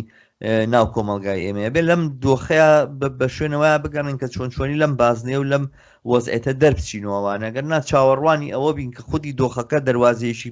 معەن بکاتەوە بۆ دەرباز بوونەوەوانە تا دەواازەیەکە کاتەوە دەواازە دائەخاوە تا فرسەتێکمان بۆێنێتە پێشەوە دە فرسەتی ترمان لە دەزەیە بە بڕای من باسەکە وای ئەبینم کە خۆم جۆرە ناڕەزاییانە کە ئاوا ناوە ناوێتە پێشەوە ئەم جۆرە چێشمە کێشانی لە ناو کۆمەلگای ئێمە هەیە نیشانەی ئەوەیە کە فەراغێکی گەورە بۆ تەدەخولی مجتەمع کراوەتەوە ینی دەواازەیەکی گەورە کراوەتەوە کە تۆ بتوانیت تەدەخولی تیا بکەی بەڵام تەدەخولەکە بە جێگای ئەوەی بۆ ڕووخاندن و تێک و پێکدانی ئەو شتەبێک کە هەیە ئەبێ بۆ دروستکردنی ئەو شتەبێک ئەم کۆمەلگایە نیەتی ینی باسەکە باسی ئەوە نییە کە ئێمە قسە لەسەرەوە نەکەین ئێمە کۆمەڵگەی کوردستان دەرگیری هەر دام و دەستگایەکی دیاریکراو نییە کە بەسەریەوە دەسەڵاتە دەرگیری نەبوونی دام و دەستگایەکە کە بتوانێت ئیدارەی بکە مەسەلەن لە بابەتی ژینگەیە باسەکە لەسەرەوە نییە دەسەڵاتێکمان هەیە ئەم دەسەڵاتە ژینگەمان بۆ تێگەدا نا ئەساسەن ئێمە دەسەڵاتێک و دامەزراوەیەکمان نیە کە ژینگەمان بۆ بپارێزێ کە ژینگەمان بۆ هین بکاکە کارگەرانی ژینگە پارێز بکو بەشێک لەو هێزە و لەو هینەکە نیرووەکە لەم مەجالەیە لەم بوارەیە کارەکە مافەکانی خۆی دەستکەوێ ئەم کارە بەکارێکی کۆمەڵایەتی گرنگ و مهم و بە ئەرزش بزانرێ و بەو جۆرە کە تۆڵی داهاتی کاریان نالەبار نەبێ وەزعەتی گوزەرانە نالەبار نەبێ یعنی ئێمە دامەزرایەکمان پێویستە کە ئەم شتانەمان بۆ بێنێتەوەمانە ئەمە ئەگەر باسەکەرەوە نییە کە ئێمە شتێک سیاسەتێکی دیاریکراوی هەڵە ئەچێتە پێشەوە ئەوەی کە پێویستە بکرێت لەم کۆمەلگایە ناکرێ و ئەوەش مداخلە و دەدەخولی خەڵکی پێویستە لەو جێگایە کە بۆشاییەکەیە کە خەڵک بتوانێت مبادرە بکابێ مبادرە بکە و خۆی ژیانی خۆی تەنزیم کاتەوە ڕێخاتەوە ئەم شتانە لە مەسایلی بچووکەوە دەست پێکا بە بڕای من باسکردن لەوەی کە چینی کارگەر بەو جۆرەی کە ئێمە لە ئەدەبیاتە سیاسەکانە لە پێش چاومانە ڕۆژە لە ڕۆژان حیزبی خۆی ڕێکخراوی خۆی بێنێتە مەیدان و کۆمەلگایە بگۆڕێ ئیتر بۆ ئەوەی بەعەمەلی ئەو کارە بکرێوەمانە بێت لەو ماتریاڵانەوە دەست پێ بکەین کە لە بەردەستمانە چاوەڕێەوە نەبین کە چینی کارگەر لە ئاسمانێکەوە بێتە خوارە و کارانە بکە ئەم کۆمەلگایە چینی کارگەری تایەوە چۆن ڕێکەخرێ چۆن خۆی ڕێکخراوەکە چۆن ئەچێتە پێشەوە چۆن نتوانێت دەور ببینێ و بۆ مەسەلەن کارگەرانی تر لەگەڵ کارگەرانی ژینگە پارێزە هاوپشتی ناکەن بۆ ناوەندەکانی کاری تر مەڵێن ناڵێن ئەم ژیانی کە کارگەرانی ژینگە پارێز هەیەە نالەبارە وەسەلەن بۆ ئەم مەسائلانە نابێت بە مەسەلەی گرنگ ئەو مبادراتانە چییە کە بکرێت لەم کۆمەلگایە بۆی بەرەو ئەوە ئاراستەیە بڕۆین ئەمانە ئەو پرسیارن کە بە ڕاستیمە بێ لیان وردبینەوە هەوڵ بێن وەڵامیان بدەینەوە تاوان وایە منیش هەرمێ ئەوە بڵێم یعنی خۆی تۆ معویقات هەیە لە بەردەمی ئەوەی کە مەزن بۆ نمونە کرێکاران بۆ ڕێکخراو ناون بۆ لەسەر یەک هەڵ نادەنێ لە هەموو کەناڵەکە ئێمە هاوارەکەین لە هەموو شوێنەکەەوە ئەڵێن کرێکارانی ژینگە پارێز حەقی وایە خەڵک و کرێکارانیش هەمووی لە پشتیان بێتر کرێکارانی ئاسن و پۆڵا وەزعیان شڕە خەڵکی کرێکارانی چیمەنتۆ لە پشتیان بن بەوان ئەمە کاری هەموو ڕۆژەی ئێمەیە ئیتر هەموو ڕۆژە ئێمە نەوەسارین هەموو ڕۆژە ئێمە خەڵکی کۆمۆنیست و خەڵکی چەپ ئەو تۆ بۆ خۆت ئەم بەرنامە تەلەڤیزیۆنانە بۆ دانێن ئێوە ئیشی ئێمە چییە بەڵام تەوازن قوانیە ئەوەی کەم نەڵم تەوازن قوانیە ئێمە ئیمکاناتێکمان لە بەردەسانیە بڕۆین هەتا ئەگەمە دوو کرێکار و دوو قسەیان بۆکەم و جۆ لە یەکتری ڕاگرین دەیان کێشە و مشکلاتمان بۆ دروستە بێ یعنی خەڵکمان هەیە بەنهێنیە چێتە ناو کارگەکانەوە جلی ئەوان ناپۆشەی بەنهێنیە چێتە ناو کارگەکانەوە بۆی لانی کەم زانی وەزعەکەن لە چیایە چی بکەین باشە چۆن ئەم وەزعە چاپ بکەین ئەزانی چۆنە خۆ ئەو پرسیارە لای هەموو خەڵکی کرێکار و زەحمەت کێش هەیە بەڵام بەڕاستی جوهدێکی هەموو ڕۆژەی خەڵک هەر ئەوە هەموو ڕۆژە خەڵک هەر خەریکی ئەوەیە کە تۆ ئەڵێ چۆن خۆی ئەبدێت کاتەوە چۆن ئەم کارەبایە بکەین بە کارەبا کە ئیتر نەبڕێت کە ئیتر بەردەوام ئەم کارەبایەک بێ ئیتر هەمومان ئیسیفادەی لێ بکەن یعنی دنیایکی باشتر ژیانێکی لەمە باشتر حتمما ئەوە ئیشی هەموو ڕۆژەی خەڵکە و هەوڵیشی بۆ ئەدا بەڵام من پێم وایە ئێمە زۆر حەقی خۆشمانە کە عەزەلە بکەین لەوەی کەی ئەگەینە سەر ئەنجام حەقی خۆشمانە کە نەوەستین خەڵک ئاواتی ئەوەیە ئەو ڕۆژەی کە ئیشی بۆکە هەدەفی ئەوەیە کە بگاتە ئەو جێگای کە ئەوێ من بەفرم دێ ئەمە بوو ئەبێ ڕۆژێ بێ من دەنگی من بگاتە کرێکارانێک لە وڵاتانی تر ئەو تۆ لە وڵاتی سویدی منیش لێرم دەنگمان بە یەکە گا مشاوەراکەین ئەڵێن چی بکەین بەرەو چۆ بڕۆین زانی ئەم کاری هەموو ڕۆژەی خەڵکێکە کە بە ئەندازەیەکی بە هەر ئەندازەیەک بێ خۆشگوزەرانی بۆ خەڵک و بۆ خۆشی ببێت ئەمە ئیشی هەموو ڕۆژەیە بەڵام کەی ئەو ڕۆژەدی ئەو وەساوتە سەر ئیشی ئێمە سەر ئیشی هەموو ئەوانی کە بە تەنگ بزوتنەوەی کرێکاریەوەن بە تەنگ ئەوەن کە ئیتر کرێکار بەفشەوەی ئێستا نەمێنێتەوە لانی کەم خۆی بەرهەم دێنێ خۆی مستەفید بێ لە بەرهەمەکەی خۆی ئەوە شتێکی خەیاڵ نییە ئیشی هەموو ڕۆژەی ئێمەیە بە خەیاڵ کەس ناگا بە هیچ شتێک دەبی تۆنی قەت ئەو پرۆلیتارە لە ئاسمانەوە نایەتە خوارێکە ئێمە ئەمانەیە لەسەر ئەرز هەیە پرۆلیتار هەیە کرێکار هەیە ئەی پرۆلیتار چییە ئەوەی کار هەی هێزی کار زیاد هیچکەی نییە دەیان کرێکار ژینگە پارێز کە ئەڵێن دەیان جار خۆی ئەمە دووپات دەکاتەوە کە من بەم پارێ هیچم بۆ ناکرێت ینی کاری بەکریتر هیچی بۆ ناکە بەڵام کەی ئەو بەدی لە دێکەی ئەو شتە دێ ئەوە لەسەر ئانوسات وەستاوە لەسەر بزوتنەوەی کۆمەڵایەتی وەستاوە لەسەر ئامادەباشی خەڵک وەستاوە خەڵک ئێستاکە لەگەڵ ساڵانی 91 و 92 زۆر فەرقی کردووە من ئەوە ئەبینم زۆر بە ڕۆشنی ئەیبینم ینی ئەم قسانی کە ئێمە ئەگەینەچێتە ناو خەڵک جارانی ئێمە لەبەر سایخانەکانە کۆمەڵە قسەمانە کرد بە ئێمانە بوو ئێوە بەحسین کەچی ئێساڵی خەڵک ئەزانی ئەوە ڕاستانە کرد ینی ئەمە خەبات هەموو ڕۆژەی ئێمەیە بەڵام ئێمە خۆمان یەشان ئەو شتە کە ئەمانەیە زووتر خەڵک ئاسوودە بێ ئیتر لە هەموو شتێ بەهرەمەند بێت وەست ئەوەی کە من ویستم ئاماژەی پێ بەمەوەیە کە ئێمە بێ بە شوێنە و ئەو وەسایلانەیە بگەڕێن کە متەوەفیرە ڕاستی ئێمە کارگەری زۆرمان نییە لە کارگەکانی مەسەلەن ئاسن کولە کارگەی دروستکردنی مەچینەی گەورە ئەوانەیە کار بکەن ئەوانەی پیاوانتر کارگەری سەنعەتی ئەوانە بەڵام لە ناو گەڕەکەکانە تقریبەن بەشی زۆری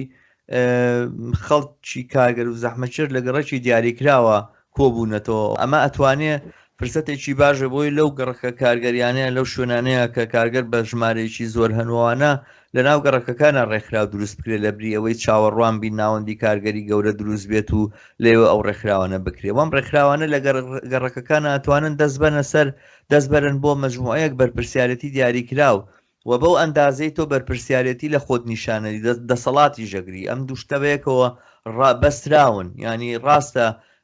لەگەڵ دەسەڵاتدارێتی یا بەرپرسیارەتی دێ بەڵام ئەوانشی کە بەرپرسیارەتی لە خۆیان نیشانە دەن و ئەتوانن وەڵامی بە کێشەیەکی دیاریکراوی کۆمەڵگا بدەنەوە بە جۆرێکیش دەسەڵات دەگرنە دەست ئەمانە ئەو ڕێگایانن کە بە بڕای نەتوانێت لەم زروفەیە وەڵام باتەوە بەمانە ینی ئیستراتیجێک دابنین لەسەر ئەساسی و ماتریاڵی کە هەمانە و جوڵانەوەی کارگەری ئاوان نەبینین کە حتممە نەوێت لە شوێنی کارەکانە و لە بەرامبەر خاوەنکارە و لە بەرامبەر زروفی کارە و ئەوانە مەسلەی ژینگە مەسلەی کارگەریە مەسلەی نەبوونی کارەبا مەسلەیەکی کارگەریە مەسلەی نەبوونی دایانگا مەسلەیەکی کارگەریە مەسلەی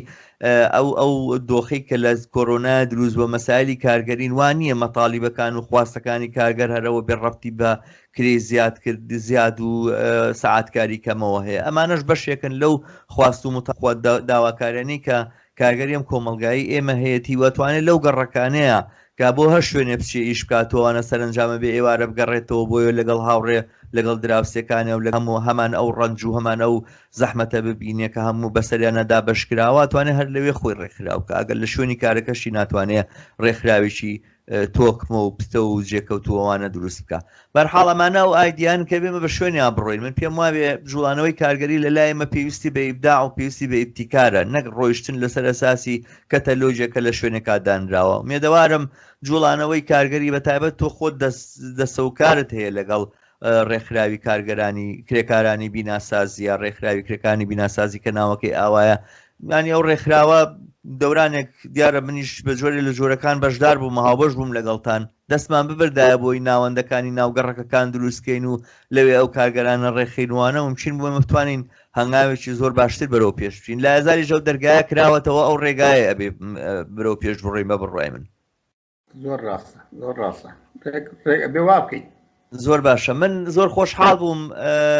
وەسامە دیگەر قسێکی ترت ماوە سەبارەت بە ئەم دۆخە بە هەر حتمما باس لە دۆخی کارگەرانی کوردستان و لەو وەزعێتە نالەبارە تەواو نابێ بەڵام سەبارەت بەم مەسەلە دیاریکراوەی کە